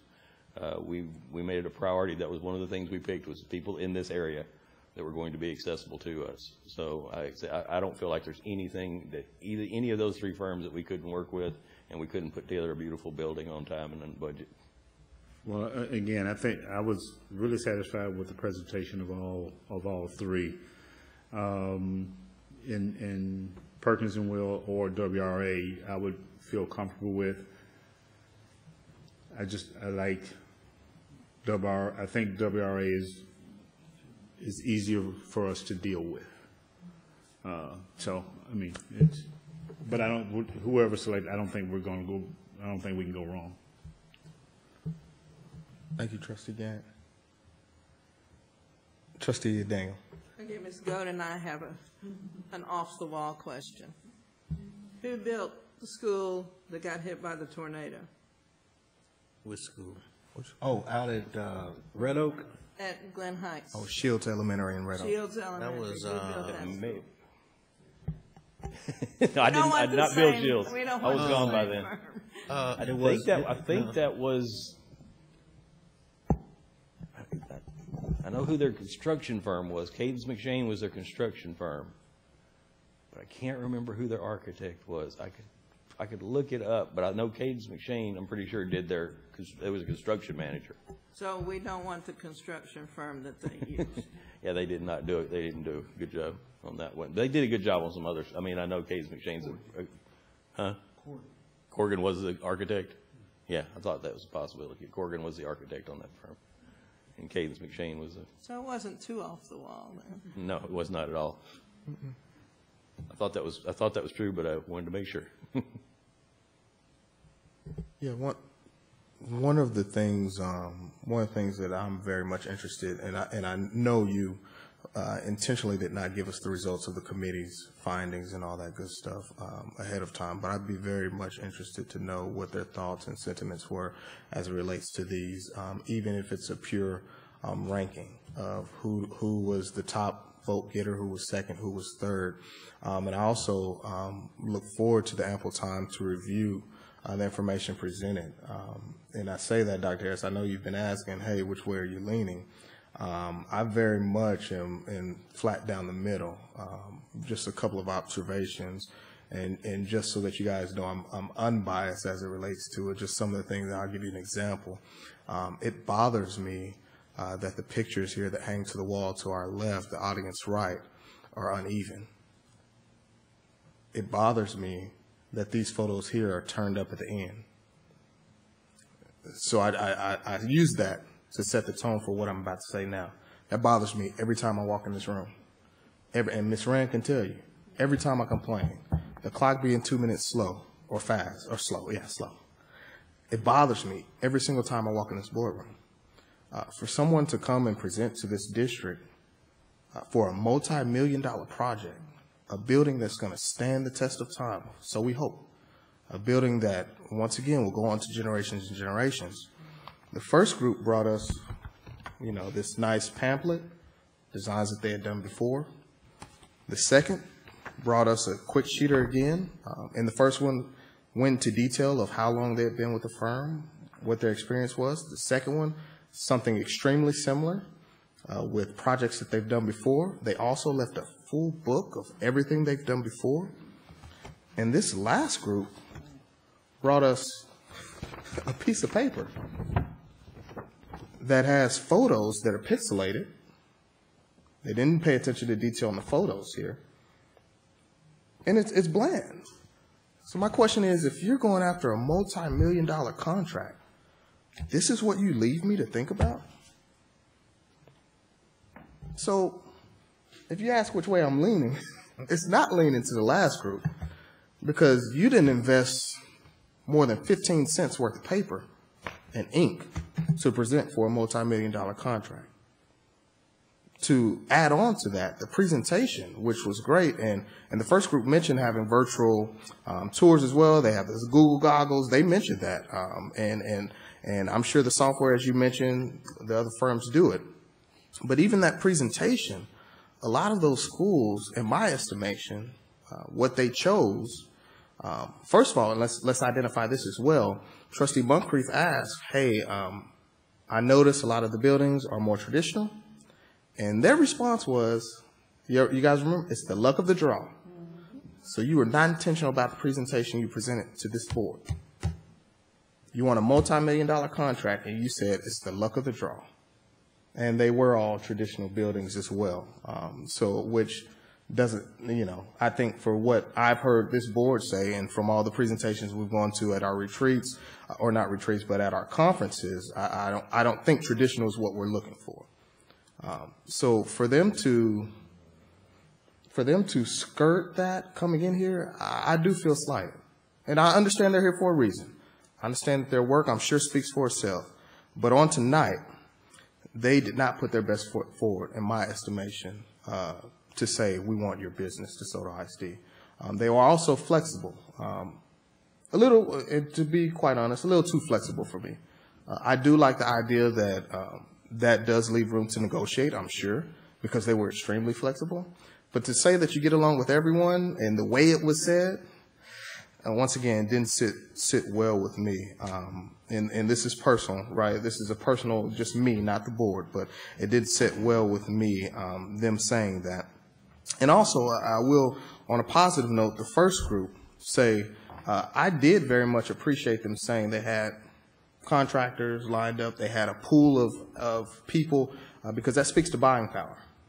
A company that has 50, I'm just throwing out random numbers, 50 contractors lined up, and they put it out to 50 people to bid, and they have the experience in the field that they have, are more likely to get a better price than the company that has two options, and we know you're fishing in the short end of the pool. Just a thought. And obviously that's speaking in large general statements, but I think you all understand the sentiments there. So just to be quite frank, right, I'm looking at the first two groups. I'm looking at the first two groups. The last group, and you all may feel a different way, but I feel like our money is worth more than this presentation they presented.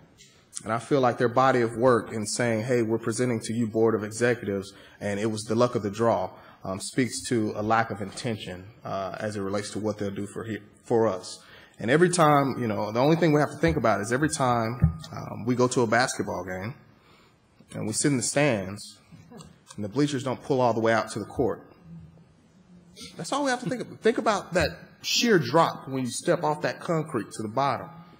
Think about how if you're sitting at the top of that section, there's no bench there. There's no seat. You're sitting on wood. Think about what Trustee Daniel mentioned in saying that the freshman campus, and I don't know it to be true, but I'm going to say it like it's fact. Trustee Daniel said that the freshman campus came in late and over budget. I see Mr. LaBorde, nodding in agreement. I'm sorry, I'm sorry, that last group, and I hate to harp on it, they didn't, in my estimation, respect us enough to put forth their best foot. And they may have a better presentation, but the luck of the draw tonight wasn't good enough for this board member because our community deserves better than the luck of the draw. So the first two groups, but once again, and I know we mentioned it before, and I mentioned it in particular, I'm very much interested to see how their work has stood up after a decade. So you get us that list, and so board, you can individually go out and look at these campuses, however if you even deem it appropriate, right? But I'm very much interested to know a decade later, what do your buildings look like? And as far as your first request, Corgan was the first place, and the other two were virtually a dead heat for a second. Thank you for that. Thank you for that. Yeah.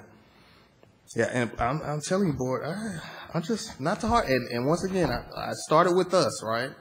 I started with the things that bother me here, so that hopefully you can understand why it bothers me with the presentation that was presented to us tonight. So, just a few thoughts.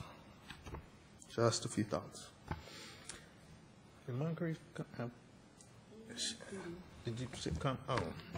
Okay. So I intentionally asked that question before everybody thinks that I'm being biased against them being a small group.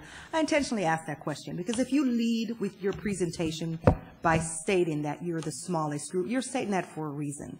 And I intentionally asked a second follow-up question to get specifically what is it about you being a small group that you bring to the table? I don't have a bias against small firms. I used to run a small business myself, so I get it. But I really enjoyed the presentation of Group 2. I thought Group 2 was thorough. I thought they were prepared. I thought they came with a body of work of varying degree, showing off all different styles of what we had done, of what they had done. I thought they were honest when asked about mistakes that they had encountered. So I like that. I like that presentation. But again, I'm just one vote.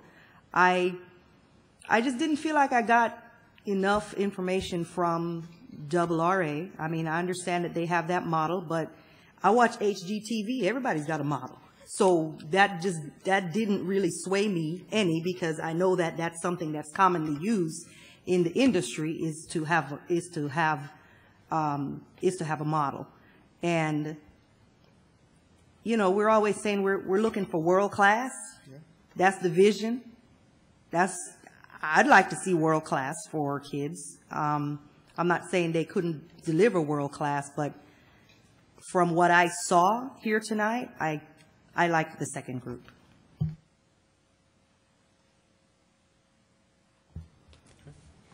Well, we already don't get a lot of sleep thinking about things in the district, right? And this is definitely going to add to it.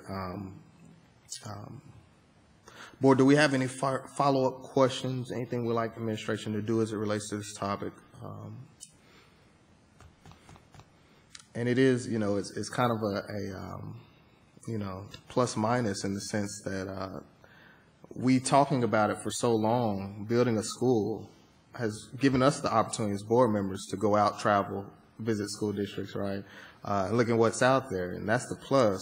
But also the minus is we know what we don't want, and that there are 7 of us, right, that have to come and make a decision together. And so definitely a lot of thought, prayer will go into this. Seeing and hearing no further comments from the board, Dr. Harris, you have anything you'd like to add to this subject, sir? No, other than, you know, when we come back for the next board meeting, we just, you know, we really need to be ready to go, because from this time on, any delay could end up being a delay in opening, and we'll get a really good picture, but it's safe to say, you know, whether you finished up that summer or whether you finished up that fall or whatever, because typically you would really like to be able to finish up that summer, do all the moving and the finishing and the touch-ups and all those kind of things like that, so that everybody's totally ready to go in the fall. But I mean, I guess I can't emphasize enough how important timelines will be now. You know, timelines will be critical. And I think the two that really talked about the timelines. I think if you noticed, both of them mentioned going out for bid in April, and both of them considering that we start the design process like in the middle of the middle of November, after Thanksgiving at the latest, that we actually get started on those collaborations and those design processes so that we can go out for bid early mid-April. So I think they both indicated, I think without any prodding from us, if we want to open in August of 18, they need that 14 months of construction time. I know right now we don't know what that land looks like. I mean, we don't know. We don't have a clue what kind of piers they're going to have to drill, if any. If they're going to have to do a raised construction, if we're going to have to do any fill, we don't know yet. So those delays, from the time you take that first soil sample to the time you put that foundation in, that's when your big delays come. And I think you noticed on that one that said the concrete. So that's where your big delays are going to be. And if we can get that done in this in this time frame and get those things started summer of 2017, I think we're going to be well ahead of the game. And I appreciate that. I think this board appreciates that. But we also appreciate the fact that, we're entrusted to spend this money. And, if that means we got to take an extra day and that messes up a timeline, I think the 20 years of the building lasting, 30 years of the building lasting, 4 years, will speak for itself. And I understand the situation we're in as far as enrollment, and I think we all understand that. But we just want to make sure we make a sound decision. And so the onus is on you all to make sure that you, and the questions that are going to pour out from this board over the next few days, make sure that you guys answer those in a timely fashion. Make sure that we have and board, I encourage all of us to ask every question. Let's not go into this vote and then a week later or 10 years later after the school is built, have some reservations. It's too late to have those, right?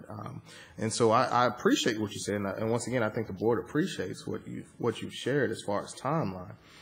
But with respect to the building and respect to the community, timeline is the last thing on our mind, especially, and I say that, I'm sure you guys need some follow-up questions with them, because one of them thought the school was going to be for 650 to 700 kids, When you go back and say 900, does that shift anything? Those are the questions I'm sure that the board wants to know.